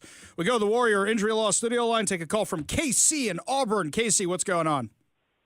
Hey, there's my friend there. I'm sorry I missed out on an opportunity to give you some donuts last Friday, and they were kosher from Krispy Kreme. Yes, my favorite thing. You have found my kryptonite, sir. I do love them donuts. Yes. Well, I made sure they weren't green, but unfortunately, I got them to the studio too late because I have not been a very good listener at looking at the page that you guys moved west from Como Plaza. Wait a second. Somebody took my donuts and ate my donuts? This means war. Yes, they did. I mean, when Reuben Carlisle stopped me from getting a scotch and a lamb burger, I went to holy war. I want to know who took my donuts that you got from me, sir. This is no good. The security girls at the west door. Oh, no, they're wonderful. They can have the donuts. We love the people over at Como Plaza. They're wonderful. They can have them. Let's just say that one of them should not be eating anything. Oh, that's not nice. Let's not do that. Let's not do that. I was being nice by not saying Let's anything. not do that. What did you call about, sir? Well, anyway, nobody, from what I understand from your screener, has called in to say that Iran got their just desserts on Friday the 13th. Well, see, here's the thing. We don't do Friday the 13th, but I'm going to give you a little Jewish lesson for a second, okay? What's today's date? Good. I need one. What's today's date? Well, today is Friday, or June 13th. June 13th. Okay, what month of the year is June? Well, it's the 6th. 6, okay. 613 in Judaism, or in the Torah, is how many commandments we have. So 613 is a very, very Jewish number. So when all of a sudden us Jewish folk realize that Israel took out Iran on 613, we liked that one a lot. We really, really did. That one we really enjoyed. KC, appreciate the call. Appreciate you being part of the show. You want to be part of the show, you give us a call or a text at 206-421-5757. That's 206-421-5757. Cairo 7 had an interesting article that they put up. It says Washington residents are paying nearly 40% more per gallon of gasoline compared to the rest of the country. AAA provided an updated database listing the best and worst counties in Washington to fill up your tank. As of June 8th, Washington held the third highest price per gallon of gas in the country, and AAA detailed each county that contributed to Washington's ranking. The worst counties to buy a gallon of gas in Washington are San Juan, Pacific, King, Jefferson, Waukegan. Wait a second. We're not even at the top of the list. We're number 4. Yeah, San Juan is the worst at over $5 a gallon. Oh, don't worry. We'll get there soon enough. You guys remember when there was a post, I think it was shared by our friend Katie Daviscourt, talking about how this one gas station was upping their data, their number readers on the gas pumps to display $9, $10 a gallon. Well, with this climate commitment insanity, it's going to get so much worse out there. Now, if you're looking for a deal, Spokane County, Ferry, Benton, they have the lowest gas prices, but I'm still looking at these prices, and they're still more than $1 per gallon more than the rest of the country. It's absolutely crazy. In fact, now the mainstream media is finally realizing things are getting too expensive around here. Here's Como News. Now, Mary, this could be crushing for so many people. They say Washington already has an affordability crisis, and this range of new taxes imposed over the coming years, well, that could make their struggles even worse. For 26 years, Broadway Smoke Shop has called Seattle home, but the owner says the cost of doing business could become unbearable under the new state budget, which boosts B&O taxes on shops like his. Rent is expensive, and the economy is not good. People are not shopping as much as they used to. So on top of that, another increase in the taxes is going to kill us. Governor Bob Ferguson acknowledged the impacts when he signed the $78 billion 2-year spending plan. He also signed a transportation package that hikes the gas tax another 6 cents a gallon. I'm unemployed right now, but I'm looking for a job. So when I do get paid money, I don't have enough to, afford gas all the time. Even the cost of visiting state parks will go up with a sizable bump in the price of a Discover Pass. It's a shame that they had to tax that for it for another $15 extra a year. There's a new levy aimed at Tesla and its electric vehicle credits.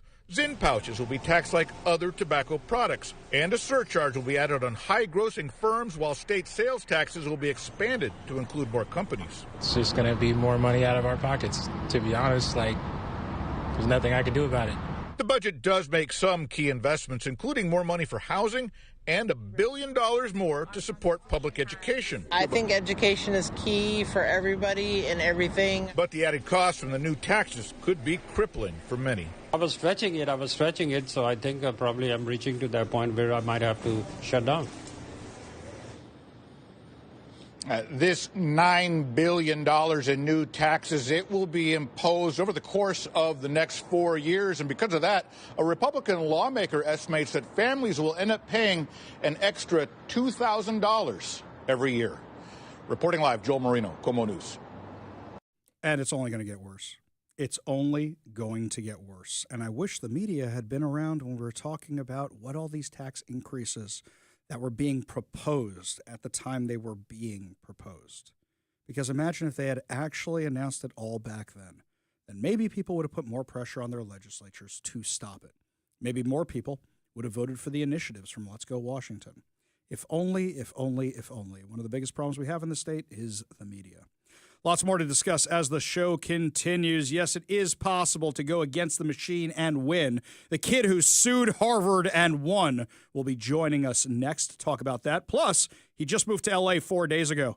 Imagine how much fun he's having. He's going to tell us about the L.A. riots with what he's seen with his own two eyes. You're listening to the Ari Hoffman Show on Talk Radio 570 KBI.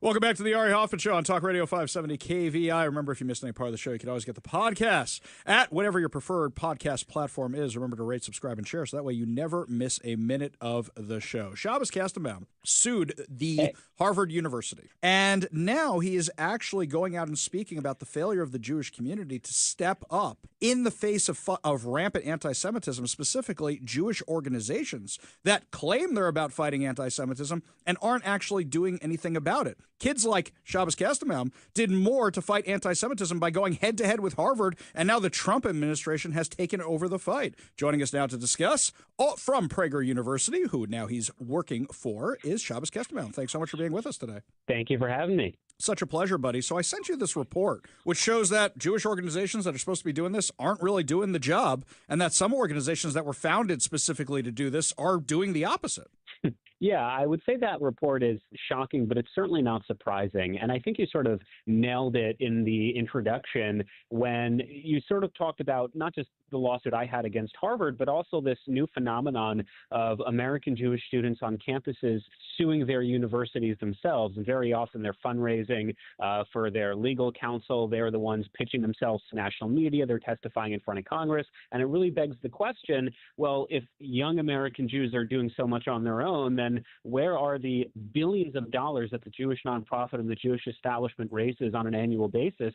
Where did that money go to? And I think we really have to call into question the efficacy of so many of these organizations that have raised money exclusively and specifically with the goal of combating anti-Semitism. And then you'll say, well, we have the worst rates of anti-Semitism, certainly in the 21st century in the United States. So at best, the money is not being spent well. And at worst, these organizations are unable, or in some cases unwilling, to do the jobs that they say that they are doing. In fact, I think it's worse than that. I think they're being even more counterproductive. So, for example, us on the right love to bang on the ADL because they've become just a mouthpiece for the left. But when I got death threats, they wouldn't do anything about it because I'm a conservative Republican. Worse yet, they helped pass this anti-doxing law, which is now being used to target people like me by Hamas supporters. So now you've got a law that the ADL put into effect that is being used against an Orthodox Jew, and the ADL is silent on the issue. So they are the ones who claim they're about combating anti-Semitism,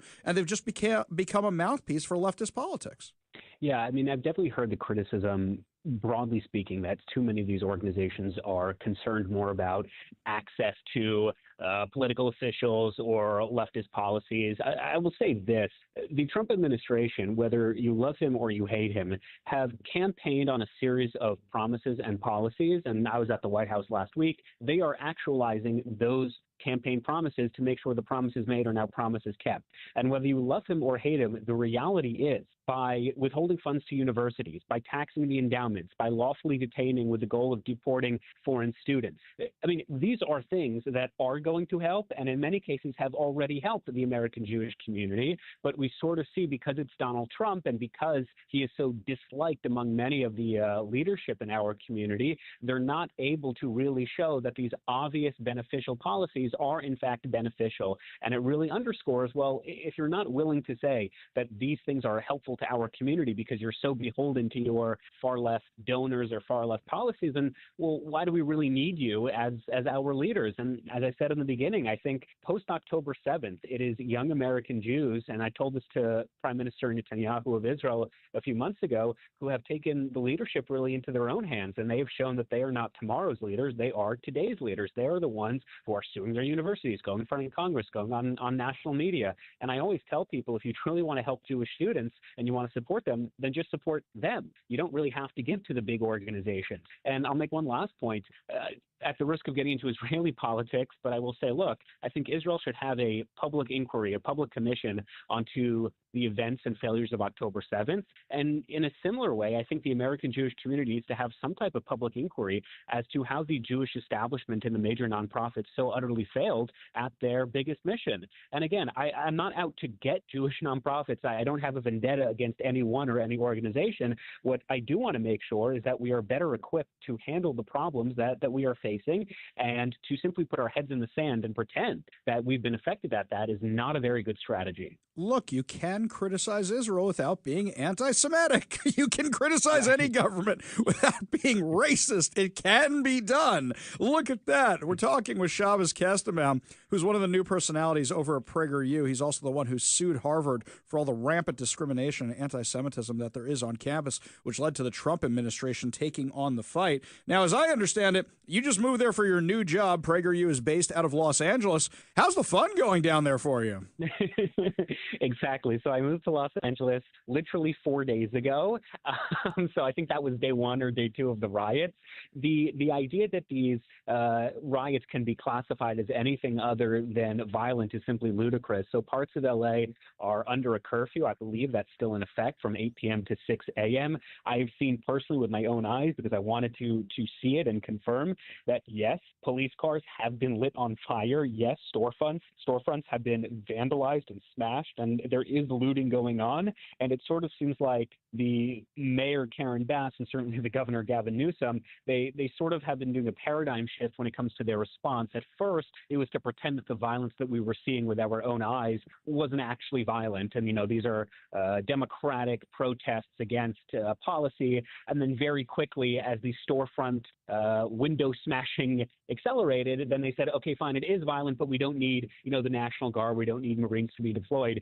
The reality is LA County has, I think, 3.5 or 4 million people living, or just Los Angeles as a city living there. The Trump administration is deploying 2,000 soldiers. We're not talking about a heck of a lot of people, but Gavin Newsom, who's, very obviously gearing up for a presidential run in 4 years, he very much wants to be seen as the face of the resistance, and so he's going to have to, come out against this. I just want to make one last point, and that is this. Gavin Newsom gave a press conference where he said that the Trump administration is authoritarian and is trying to impose its undemocratic policies. The reality is, what is truly authoritarian is blocking the highways in Los Angeles and smashing storefronts and preventing hardworking, law-abiding citizens from going to their jobs every day because you don't like a particular policy. That's authoritarian. That is what is undemocratic. And the federal government has an obligation, as do cities and states, to enforce federal law. If there are illegal immigrants, especially criminal illegal immigrants in this county, in this city, in this state, then there's an obligation to detain and to arrest. And the fact that the city of Los Angeles refuses to uphold their mandates under federal law, I think is incredibly concerning. And it has not been a very pleasant 4 days. I'll be quite honest. I couldn't have said it better myself, but I am sensing a fun little series of internet clips, stuff you could put on social media that go, yeah, I moved here 4 days ago. I didn't know what I was getting into. Just as you're wandering around LA, but I don't want you to get in harm's way. Shabbos Kestenbaum, new personality. You can check him out over at PragerU. You can, of course, find him over on social media. Thank you so much for joining us today, buddy. Thank you, Ari. I appreciate it. Always a pleasure. We got a whole lot more to discuss as the show continues. You're listening to the Ari Hoffman Show on Talk Radio 570 KVI.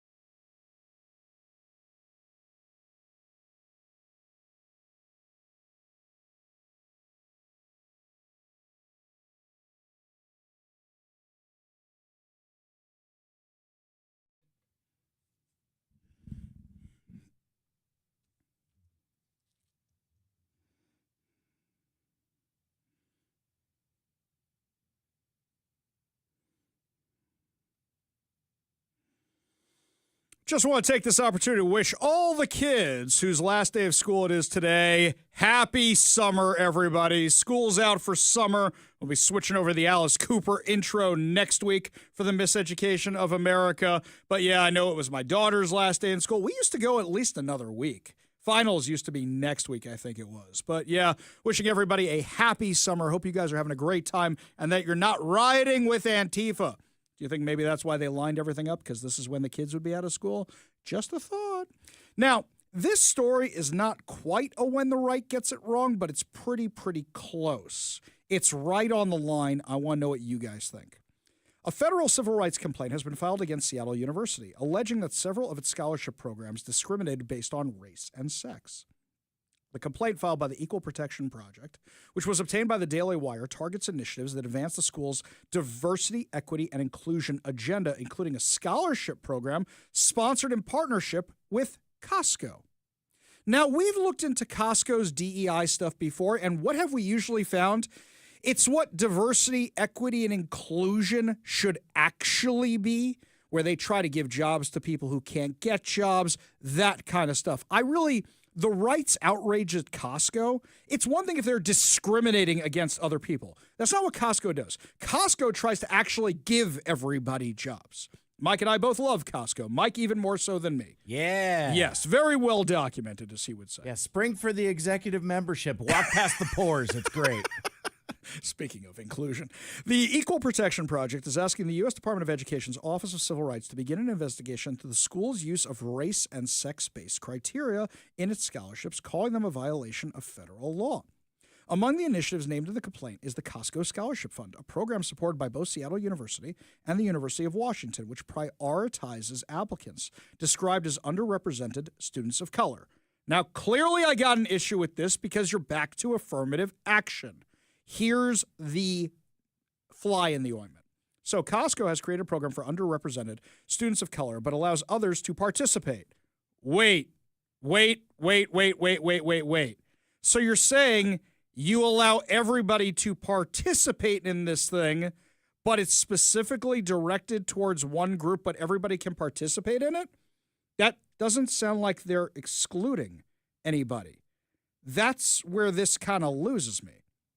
Costco responded by defending the legality of the program, claiming that the company considers multiple factors in scholarship decisions, including academic performance, community service, and socioeconomic background, not just race.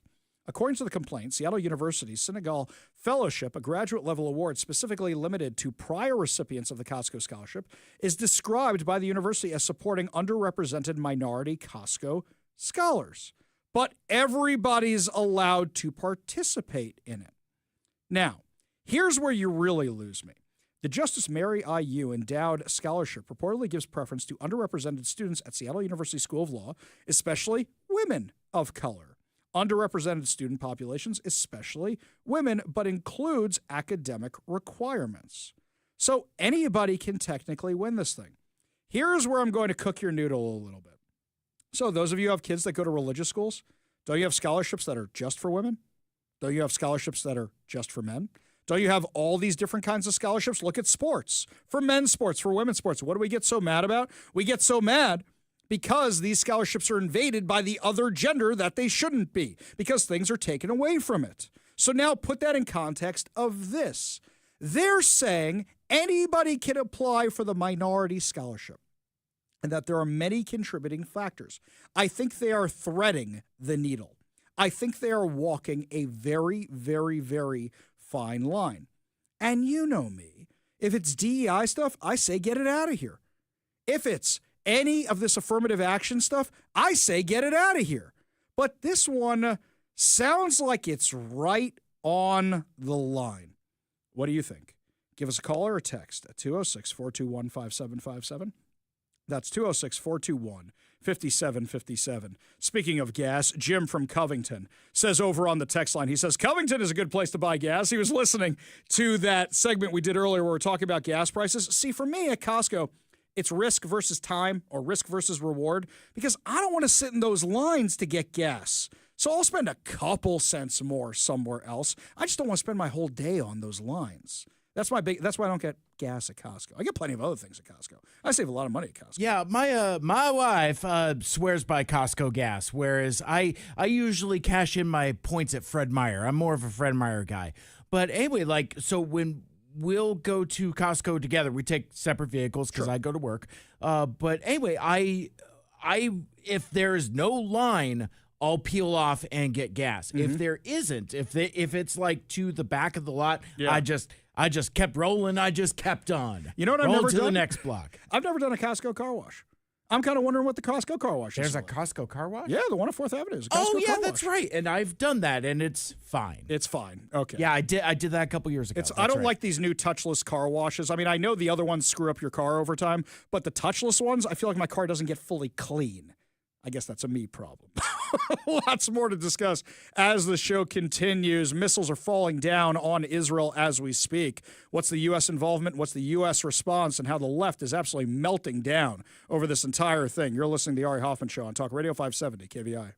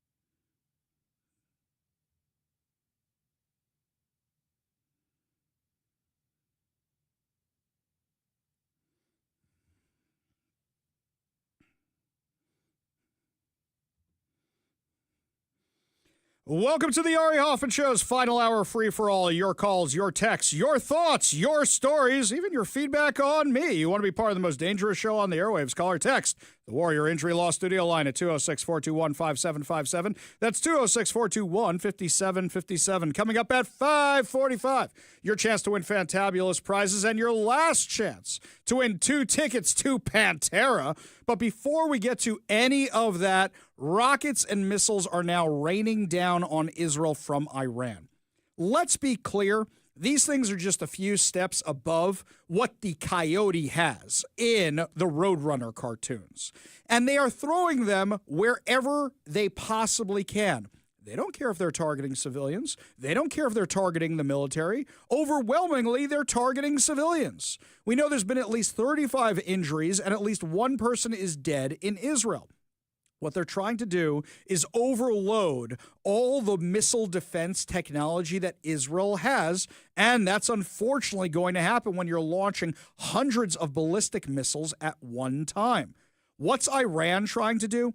Iran is trying to save face because they have been so decimated. Their nuclear facilities are destroyed. Their military is destroyed. The heads of their military are dead. Not Nasrallah, he's super dead. We got the Ayatollah sitting around. Man, super dead. Confusing my terrorists. Death. Exactly. Horrible death. Exactly. We got the Iranian scientists, the nuclear scientists who are dead. Ayatollah Khomeini, basically, I think death is standing outside his door with the Sith, just checking his watch. Just looking at it, checking his watch every few minutes to when he can actually walk on in there. It was an amazing victory that Israel won, but it doesn't mean the war's over. Look, after Operation Grim Beeper, when they blew up all the pagers, Hezbollah launched more rockets at Israel viciously, and you have to defend against these things. But let's be clear, Israel is clearly winning this. As a father whose son is in Israel right now, am I freaking out a little bit about this? Of course, but at the same time, my kid's smart. He knows what he's doing. I'm like, don't go party in the streets tonight, shall we? How about we just stay inside tonight? Sure, Dad, no problem. Okay. I was up till like 2 a.m. last night talking to my kid while all this was starting. But here's the thing. This has really brought out the bad takes, the really, really bad takes. Let me step back a few steps. You've completely annihilated Iran's leadership, its military leadership, its nuclear weapons program. This is a huge win because imagine if all those rockets falling on Tel Aviv right now were nuclear tipped and they were working on rockets that could reach America. When they chant death to Israel in Iran, they also chant death to America.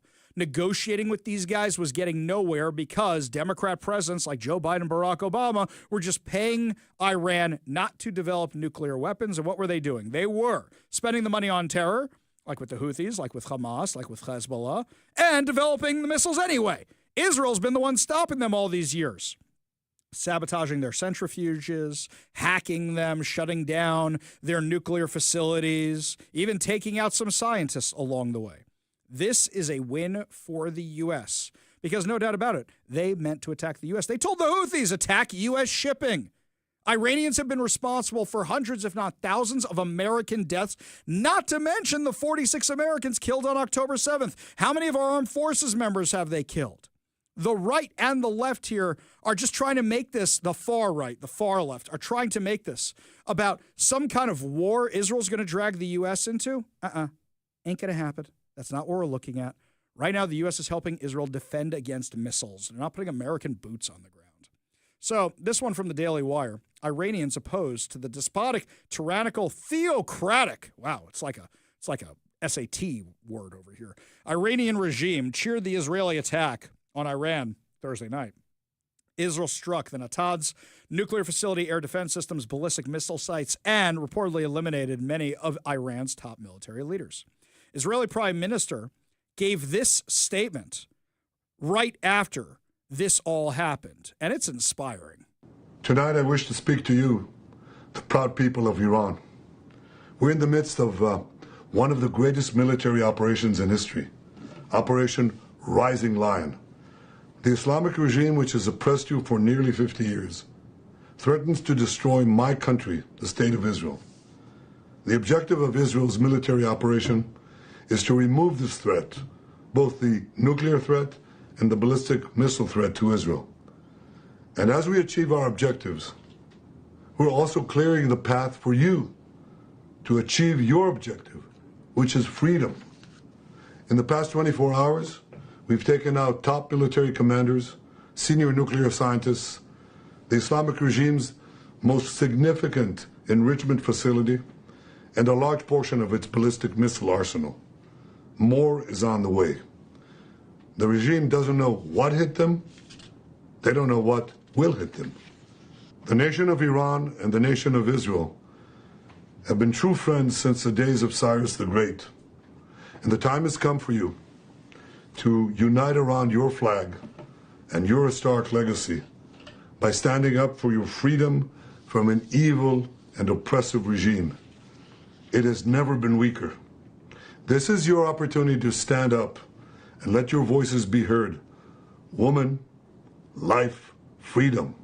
Zan, Zandegi, Azadi. As I said yesterday and many times before, Israel's fight is not with you. It's not with you, the brave people of Iran whom we respect and admire. Our fight is with our common enemy, a murderous regime that both oppresses you and impoverishes you. Brave people of Iran, your light will defeat the darkness. I'm with you. The people of Israel are with you. So basically, Israel is cleaning up Jimmy Carter's mess. That's what it looks like to me. Decades of women being oppressed. Decades of no freedom. Decades of Sharia law. Because they could have spent all the money they had from oil and everything else building a wonderful society, and instead they spent it on terror. But what's fascinating is to watch what's happening on social media. Because Iranians are sharing Bibi Netanyahu's speech and celebrating it. Iranian scholar and filmmaker Fazeh Alavi, who saw her event From Conflict to Connection, Israelis and Iranians in Dialogue at King's College canceled in February after anti-Israel activists protested, responded to Netanyahu's speech, writing on X, Bibi is spot on. We are sharing the same enemy. The Islamic Republic's nuclear program must be stopped. Otherwise, a nuclear war would start by this regime soon, and Iranian people lose any chance of freeing Iran. Many world leaders also owe Israel for protecting them from this threat. Famed Iranian dissident Maseh Alinejad echoed on X, saying, I've received countless messages from Iranians celebrating the reported death of Amir Ali Hajjadena, commander of the Air and Aerospace Force, Ali Shamakuni, head of the Iranian nuclear program and senior advisor to Supreme Leader Khomeini, and Major General Mohammad Hossein Bagheri, Chief of Staff of Islamic Republic's Iran's armed forces in Israel's strike. My heart bleeds for our people, not for a regime built on blood. They were sanctioned by Canada, the U.S., the EU for their key role in crushing the peaceful protests and for human rights violations against peaceful civilians. They shaped the regime's ballistic missile program. Removing a terrorist is not a tragedy, is a step toward justice for all the innocent lives they destroyed. I don't watch reality TV. I don't. But my wife loves it. My wife, she loves it. And she was talking about the Shahs of Iran, the Shahs of LA, the Shahs of something, the Shahs of Sunset, one of those shows, where it's the Persians who, it's like the Housewives version of that. And she said they went on a trip to Israel, I believe. Was it Israel? I think they went on to a trip to the Middle East, and they're looking at Iran because they can't go to Iran. You keep looking at me as if I know what you're talking about. Watch this promise. stuff. I don't what? What are you talking about? You watch more. You watch the Survivor. They're not in the same genre. That's right. Like, that's right. Big Brother is though. Big Brother kind of is though. You like this stuff. Is it? Okay, I don't know. I've never Tell seen the me show. you don't know what Big Brother is. I am telling you, I don't know what Big Brother is. I don't think competition reality shows. Oh, have you like the? Okay, Yeah. I'm understanding now. I'm understanding. Wow. Yes, you can make fun of me about this for the rest of time, and in fact, I know you will with Zach, and I know you will with KVI. You're not going to believe the dumb stuff Hoffman said the other day. I know that's coming. Yeah, because again, if you're watching on the video, you could watch Ari being like, huh? Sure, right? This is your thing, right? Right? Help me out here, man. These Shahs of L.A. or Whatever. Shahs of Sunset. That's what it is. Sure, if you it say is. so. But I'm looking over for help. And there's no help to give. There is There's help no here. help to give. No help to give. I should stick with the things we both know, like Mission Impossible. Yeah, there you go. Exactly. There you go. Big Brother starts up again on July 10th, and I'm very excited. I know you guys love that stuff. Yes. So, anyway, the show, they're looking over at Iran because they can't go into Iran. And they're crying because they want to go there. Some of them used to live there. Some of their parents used to live there. Their grandparents used to live there. I know people here. Same thing. They can't go back to where they came from. They were exiled from Iran. They fled from Iran. But meanwhile, the leftists should be celebrating this, right? Underdog winning, women's rights. You can have LGBTQ people in the streets again as opposed to being thrown off roofs or hung from construction cranes? Nope. A whole bunch of Democrats are mad at, wait for it, Israel. Representative Rashida Tlaib, the Democrat from Hamas, says the Israeli government bombing Iran is a dangerous escalation. Oh, really? So, yeah, Hamas never escalates anything, right? War criminal Netanyahu. Stop. All right, what did Ilhan Omar say? Regardless of what Trump thinks, Israel knows America will do whatever they want and feels confident about their ability to get into a war, and that the American government backed them up. Israel also knows they can always rely on getting America to protect and serve their needs. Everyone in America should prepare themselves to either see their tax dollars being spent. Whoa! Democrats care about tax dollars all of a sudden? Oh, I see. You know, Israel buys all that stuff, right? I saw something fascinating today. I went down to the federal building. And I want to see some of the damage from the other night, see if they've cleaned it up at all. And short answer, no, they haven't. And there's a whole bunch of hippies outside which are protesting ICE or Israel. I don't think they can make up their minds. They're protesting ICE while wearing keffiyehs. I'm not really sure what's going on down there. What's fascinating is, they ask people to honk for them. And something I noticed over there was the vehicles that are going down 2nd Avenue in the middle of the day in Seattle, there are a lot of work vehicles. There are a lot of Ubers, that kind of stuff, a lot of trucks. The vehicles that were honking in support of the protesters on the street, 9 out of 10 of them were Somalians. Somalians are the kinds who put Ilhan Omar into office. That's another issue we should save for another time of what's going on there. You've got all these lefties who are condemning Israel for going after Iran because they're looking at it as a preemptive strike. It's not a preemptive strike. You know what the first strike was? October 7th. There are many, many strikes that happened long before this. Oh, and I do love this, by the way. They're saying, what about the negotiations? What about the negotiations? Okay, do you guys not realize it was 4D chess and it was a bluff? No, it wasn't a full bluff. Donald Trump said to Iran, you have 60 days to make a peace deal with us, to make a new Iranian deal with us, a new Iranian nuclear deal with us, or else we're letting the Israelis do what they want. He said that on April 12th. What's today's date? June 13th. Oh, you mean 60 days later? Yeah, we all knew this was coming.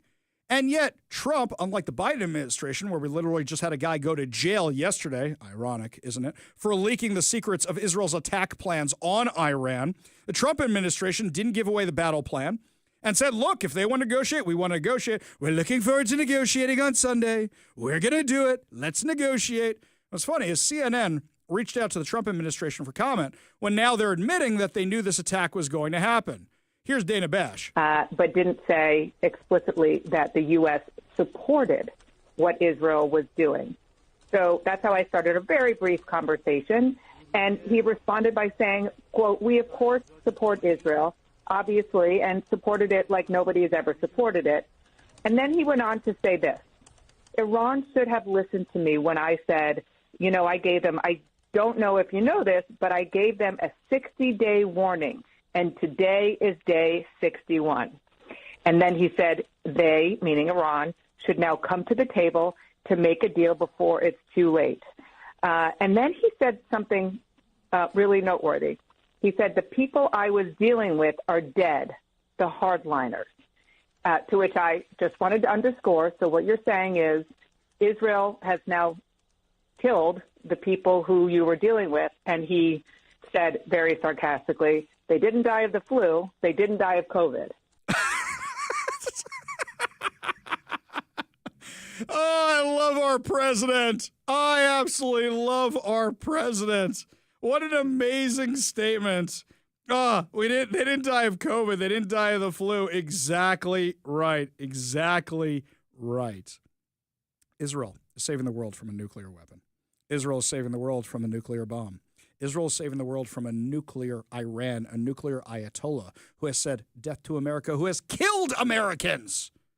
And yet people are getting sad about this.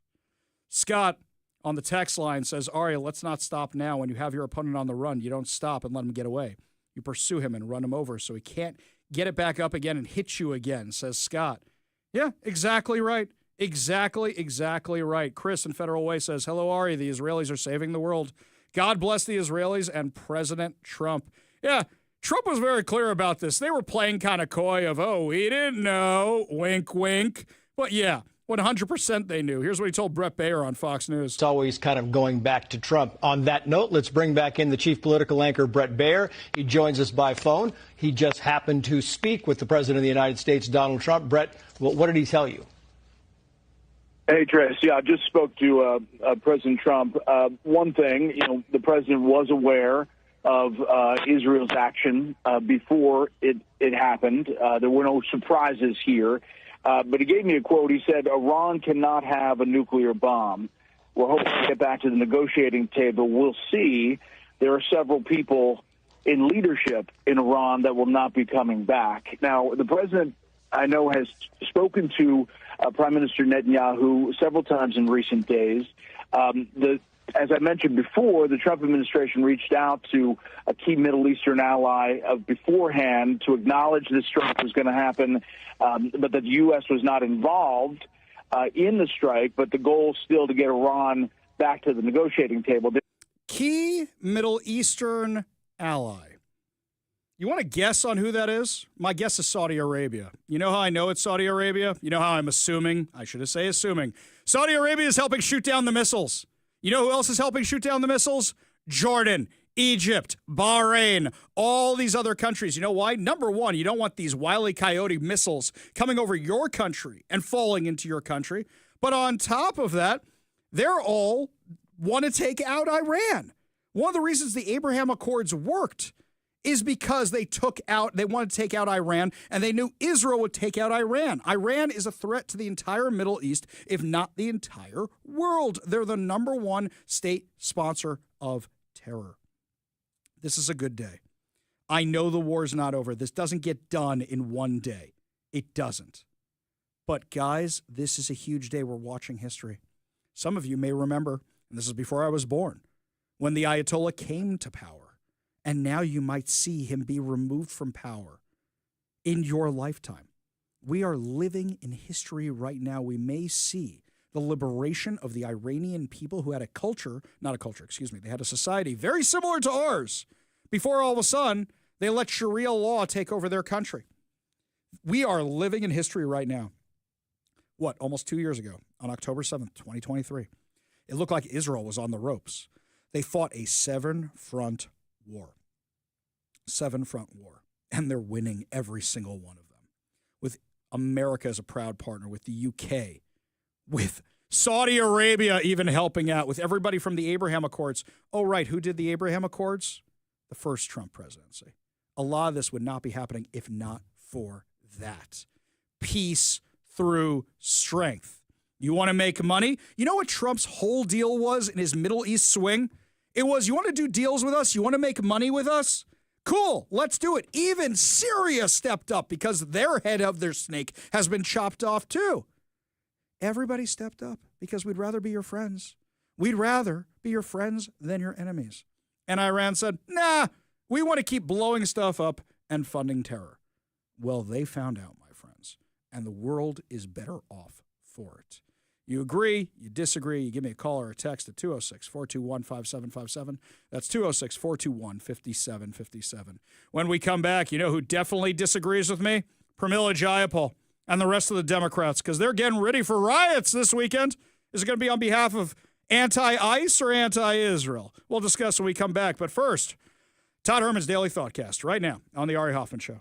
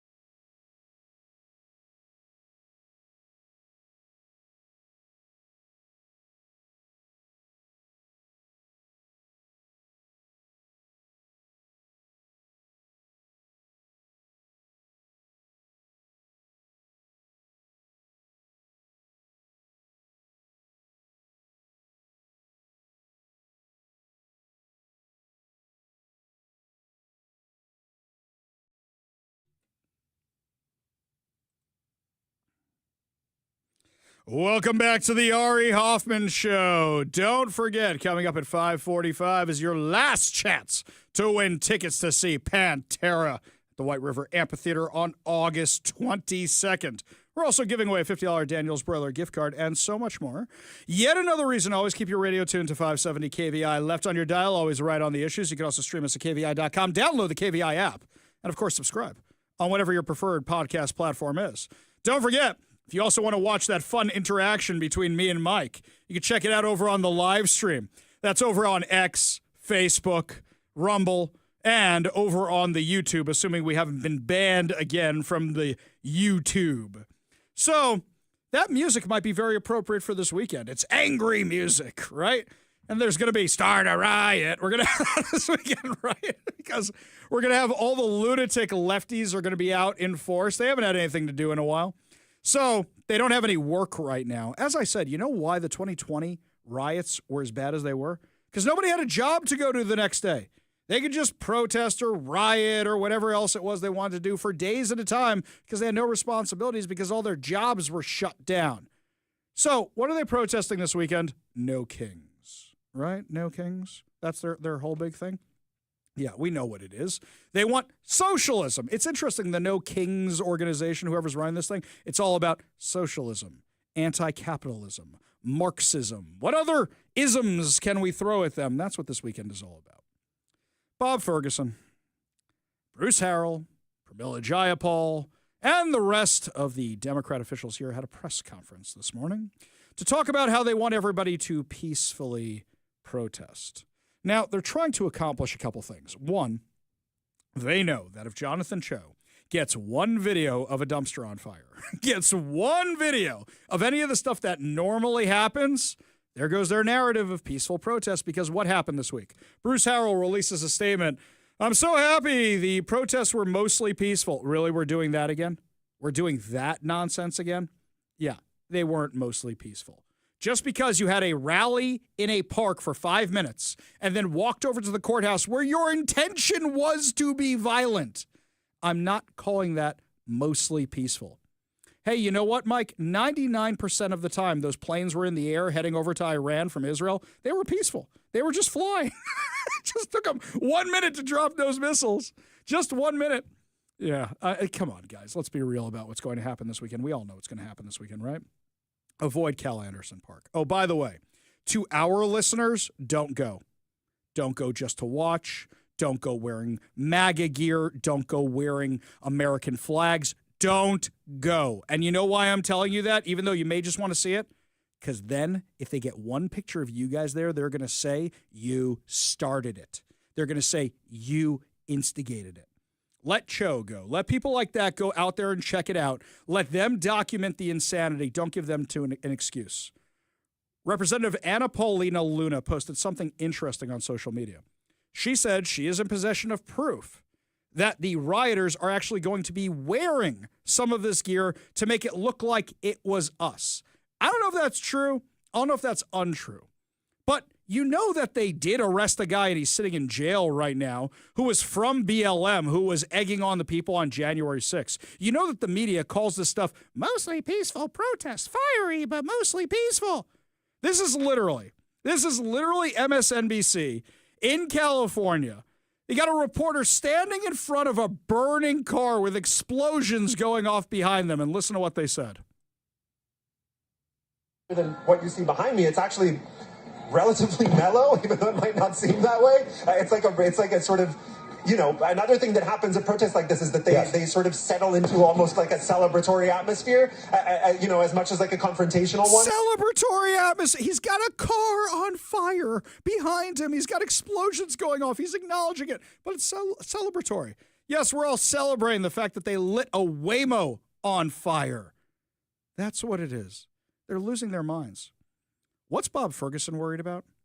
Now, Bob Ferguson actually really wants a confrontation with the Trump administration. They're looking for a fight with the Trump administration. What are they really worried about?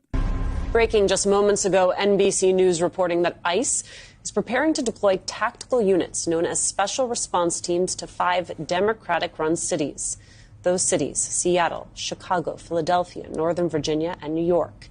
It's not clear if these raids will begin immediately But all special response teams in those areas have been told to be ready to deploy.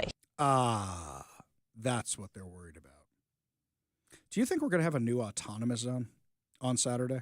So all this is supposed to go down at Cal Anderson Park on Saturday. I don't know why you would want to go to Capitol Hill anyway. They also are apparently marching over from Cal Anderson Park to the Space Needle. So if I were you, I would just avoid Seattle. Hey, look, I'm going to be at the Mariners game on Sunday. I'll be there for Father's Day. You got tickets to the game? Let's all go on Sunday together, huh? We'll all go out to the ball game together. We'll buy each other some peanuts and Cracker Jacks. We'll have a great time out at the ball game. It'll be great. But you know what's going to happen. You know what the media is going to do, and you know what the officials are going to do. Representative Pramila Jayapal is one of the ones who's standing out there, the Democrat from Gaza.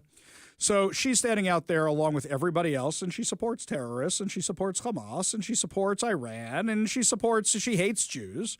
So she's up there with everybody else, and she's giving this whole long-winded speech about peaceful protests. Funny that you say they're peaceful protests because you are literally running trainings for the resistance. It's all over your website. It's all over your social media. The resistance, running trainings for them. You train them how to make Molotov cocktails? You train them to set dumpsters on fire? What exactly are you training them to do? So while you say you want all this stuff to be mostly peaceful, what you're pushing on your website is anything but, and let's be real. If you guys were serious about this, you would call in the National Guard. You would have them there on standby. Fergie's there. He's the governor. We are about to have a problem on Saturday. You know it, and I know it. We all acknowledge this, right? The question is, how big of a problem is it going to be? And are they going to blame Donald Trump? Yes. Are they going to blame Jonathan Cho? Yes. Are they going to blame right-wing instigators, even if there aren't any? Yes. We know that's what's going to happen. So if you guys are serious about stopping the violence, why don't you have the National Guard there on standby? Why don't you have the police there on standby? Why don't you have everybody ready to go? And then send them in before things get out of hand, like they always do. Have them there ready to go. This weekend's going to be fascinating to watch. The other question is, do you think they're going to change out their gear? Do you think they're going to switch from anti-ICE to anti-Israel? You think you're going to see a whole bunch of Iranian flags? Or you think it's going to be a whole bunch of people wearing keffiyehs while carrying signs that say, abolish ICE? We know what's going to happen this weekend. I just hope everybody stays safe. And I really hope, really hope that our elected officials have the courage to not allow another autonomous zone. Because I don't really think they do. When we come back, some awesome audio to put a smile on your face heading into the weekend as Republican members of Congress absolutely destroy Democratic governors. You'll enjoy it as much as I did. You're listening to the Ari Hoffman Show on Talk Radio 570 KVI.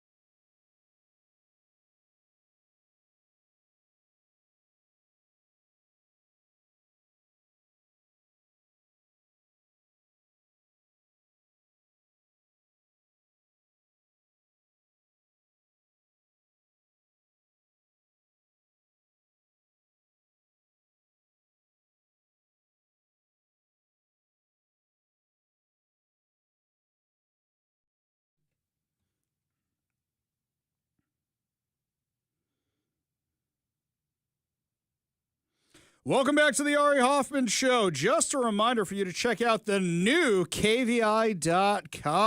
You've got content from me, from Mike, from Phil, from Zach, lots of great stuff up there. And a reminder that while you're there, sign up to become a KVI insider. So that way you get on our email list. No, we don't give out your email information, but that way you get all our fun content that's out there. Speaking of fun content, we had the governors from sanctuary states in the hot seat on Capitol Hill.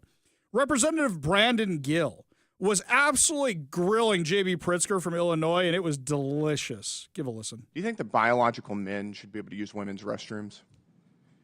I'm not sure how this has to do with immigration. It's just a yes or no question. Why are you? It's very easy to answer. This? Do you think that men should be using doing women's fact restrooms? finding? I'm sorry. Do you think men should be allowed in women's restrooms? I'm not sure why this has come to this issue. You tweeted that as a protest against President Trump, everyone should use the other gender's bathroom today. Have you ever used the women's restroom? Not that I can recall ever, sir. You wanted everybody else to do it, but you didn't? Sir, I'm not sure why we're on a topic that has nothing I'm asking to do with you're today's advocating for men to use women's restrooms, but you didn't do it? I do not advocate that, no. Well, actually, you did. You said everyone should use the other gender's bathroom today. I can tell you that you are regret politicizing saying this in a way that what we ought to be focusing on is Do you the regret failure of the federal encouraging men to government use women's restrooms? and the Congress to deal with immigration reform. Do you regret encouraging men to use women's restrooms? Again, you're taking us on topics that have. Did you ever nothing to consider do that with women don't the want you in subject their, that you in their invited us here bathrooms? for? So you're admitting that this is just a political circus. No, Is I'm that what you're doing? asking you This because is you put nothing this to do on with the immigration internet for everybody and to really see. about you grandstanding. I'm asking you, have you ever considered that women don't want you in their bathrooms? That's a private space that they don't want you or any other man in. Congressman, let's talk about you your can't say failure to vote. Okay, so here's what's going on here. J.B. Pritzker says to protest Trump, we should use the other bathrooms. What does this have to do with immigration? Well, they're protesting immigration because of Trump. If a Democrat did all these mass deportations, would they protest? Donald Trump's done maybe 1 million, maybe. Barack Obama, 8 million. Joe Biden, 3 million. But you don't hear anything about that, do you now? Not at all. They're only mad about it because Donald Trump is in the Oval Office. Other fun was when Anna Paulina Luna went after Tim Walz, calling him a dum-dum because he was too stupid to realize that he was a target for recruitment by China. That you're tracking actually had an internal memo that was released that stated that the government of China considered you a prime target for influence operations. I'm letting you know that now because I do believe that you should be made aware of, if you are not already, that you are working with and going to be speaking at an organization and rally that not is just funded by Christy Walton, the heiress of Walmart, but also has ties to the Chinese Progressive Association, largely funding it, that actually brags on their website that they are pro-Maoist. Also, too, funded by the National Endowment for Democracy. I know there's a lot of people on this committee that don't like billionaires interfering in politics, but say nothing when George Soros gets over $260 million from USAID through the last administration that's then funneled into some of these nonprofits and organizations. So I guess my question for you guys is, now that I've made you aware that these riots are not about illegals and they're not about immigrants, if they did, they would have been protesting under Barack Obama, who's also dubbed the deporter-in-chief. And frankly, I think many of you would say that Barack Obama was a good president. Are you going to say that Barack Obama wasn't a good president? Yes or no, Governor Walz? Do you think he was a good president? Do I think Barack Obama was a Correct. good president? I think he did a good job. Okay, how about you, Governor Pritzker? I think he did a good job, yes. Hochul? Hochul, and yes, he did do a good job. Okay, next. Perryman? I think President Obama did a good job. So they're all admitting that they had no problem with President Obama deporting 8 million people, but they are perfectly happy to protest Donald Trump for deporting 1 million people. And they're perfectly happy to speak at rallies that are put on by China, by communists, by socialists that are anti-American. More than happy to do that, right? Right? Tom Emmer absolutely destroyed Tim Walz's record as governor. Work with law enforcement to enforce the law. In May 2020, looting, acts of violence, and arson occurred on your watch in Minneapolis after you refused to bring in the National Guard. Governor, Your agenda is clear. Free health care, free college and driver's licenses for illegals while handcuffing law enforcement when they're trying to protect our citizens and their communities. If you think that's not a sanctuary state, you shouldn't be governor. By turning Minnesota into a magnet for illegals, you have opened up our communities to dangerous criminals, including known terrorists, gang members, murderers, and child predators. You have sent a resounding message that if you're a hardworking, law-abiding citizen of Minnesota, your safety and well-being are not the priorities of Tim Walz and his administration. But if you're coming to our state illegally, you're not only welcome with open arms, you're entitled to free stuff on the taxpayer's dime. This is absolutely disgraceful. Governor Walz, your sanctuary state agenda has been defined by your utter failure. You have failed to enforce the rule of law. You have failed to uphold our national sovereignty. And most importantly, you have failed the people of Minnesota. The time for radical sanctuary state policy, sir, is over. The voters made that clear last November when they elected President Trump and Vice President J.D. Vance. You remember him, don't you? Governor, the time for real leaders and real leadership is now. He's 100% right. Tim Walz is a failed governor. And he can say all he wants. It's not a sanctuary state. He let rampant rioting go through his state, destroy a police station. You know why these Democrats are begging, absolutely begging these people not to riot? Because they're going to be speaking at these riots, at these protests. And I want you to imagine the imagery of a whole bunch of Seattle Antifa types rioting and Bob Ferguson in the background or Bruce Harrell in the background. It'll look like they are approving of all of it. Be safe this weekend, my friends. Only good news to wrap up the show. Your good news giveaway, your good news headlines, your last chance to win tickets to see Pantera. And we're also giving away a $50 Daniel's Broiler gift card. You're listening to the Ari Hoffman Show on Talk Radio 570 KVI.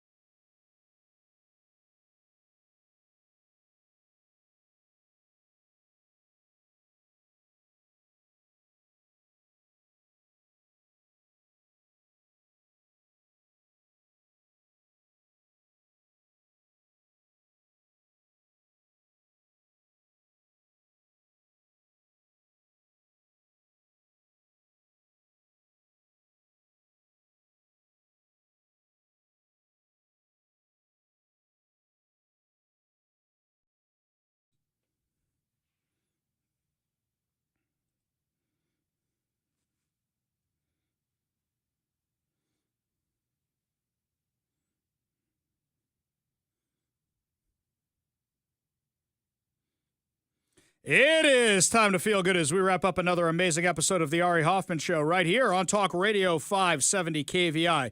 And before we get to our good news giveaway, how about some good news events? That's right, my friends. I am going to the Mariners game on Sunday. If you see a couple kids and their dad wearing Mets gear over at T-Mobile Park, you can be like, I know that dude. You can come say hi.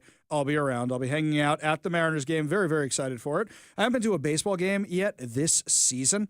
Just time has just gotten away from me, so I'm really looking forward to it. When I used to have those flex passes to the Mariners, I would go more regularly, so I'm really looking forward to spending Father's Day at the Mariners game. They're playing the Indians. Oh, I'm sorry, the Guardians. They're playing the Guardians this weekend. I'll be very, very excited. I love baseball. Even if it's not my team, I just like watching baseball. So very much looking forward to that. So that'll be a lot of fun. If you're going to be out there on Sunday, come find me. If you know how to get a hold of me, which most of you do, you can text me. I'll tell you what section I'm going to be in. You can come by and visit. Maybe we'll head on over to Edgar's, get a drink together or something. I do have to drive home. So do that early in the game. Not doing that later in the game. We've got 3 hours to burn that off. Meanwhile, switching gear over to other things, Congressman Michael Baumgartner gave a speech in the well of the Congress the other day. What was he doing down there? He was talking to wish congratulations to Lauren Matthew, the rightful winner of the Class 2A girls 400-meter dash. You remember this insanity where they let a boy run in a race for the second year in a row and some boy who identifies as a girl stole it from her? Well, I actually got to say it's really nice to be recognized in Congress. Here's what he said. Thank you, Mr. Speaker. I rise today to recognize the outstanding Lauren Matthew of West Valley High School of Spokane, the rightful state champion in the girls' 400-meter race. As Lauren is the winner, however, the Washington State High School record books will tell a different story. Last weekend, a transgendered athlete claimed the Class 2A girls' state title in the 400-meter dash for the second year in a row. Every person in this country deserves dignity and respect, but this outcome is unfair and deeply troubling. Keeping women's sports female is common sense and an issue that unites the vast majority of Americans. Transgendered males should not be competing in girls' athletic events. It is not just unfair, it is a betrayal of the young women who dedicate themselves to excellence through hard work and training. Like many others, I welcomed President Trump's executive order earlier this year keeping men out of women's sports as a step in the right direction. But in Washington state, the law still requires schools to allow participation in sports based on gender identity, not biological sex. That violates Title IX and federal protections for women's athletics.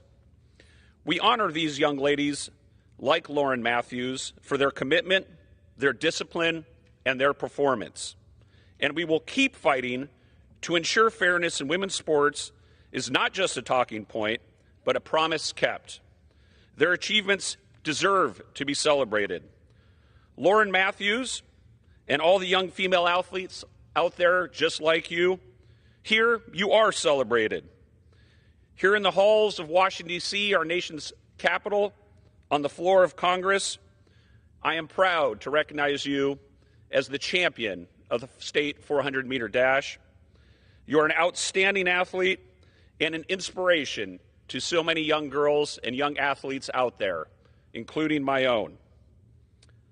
Keep running hard, keep working, keep inspiring, keep winning, and know that we in Congress have your back. Thank you, Mr. Speaker. I got to say, that's really awesome that he did that. He didn't have to. He really didn't have to. I really like Representative Baumgartner. In fact, I got to remember to reach out to him. He's kind of hard to find to be interviewed on our show, but maybe that's because he's doing his job. Maybe that's because of that. We don't have anything to complain about with him legislatively. I don't mind a congressman being busy. Yes, as long as they're being busy doing the right things. I got no problem with that. It's not like our Democrat friends of the aisle who just ghost us or whatever it is. You know, maybe he just doesn't do the media. He doesn't do the media that much. You don't see a lot of media interviews with him. If I was seeing a lot of media interviews with him and they weren't with us, okay, I'd get a little upset. But no, we're okay with this for right now. We'll reach out again, though, just to say we really, really like this. I think now's a good time to reach out. Before I forget, your chance to win fantabulous prizes. Today, we're giving away a $50 Daniel's Broiler gift card. Daniel's Broiler has been a Seattle favorite since 1980. Features USDA prime steak and other specialties, including chicken and fresh seafood, as well as a selection of high-end spirits, wine, and cocktails. Daniel's Broiler is open now in Bellevue, downtown Seattle, Leschi, and South Lake Union with dine-in, takeout, and delivery. Check out danielsbroiler.com to reserve a table, place your takeout, delivery order, and more.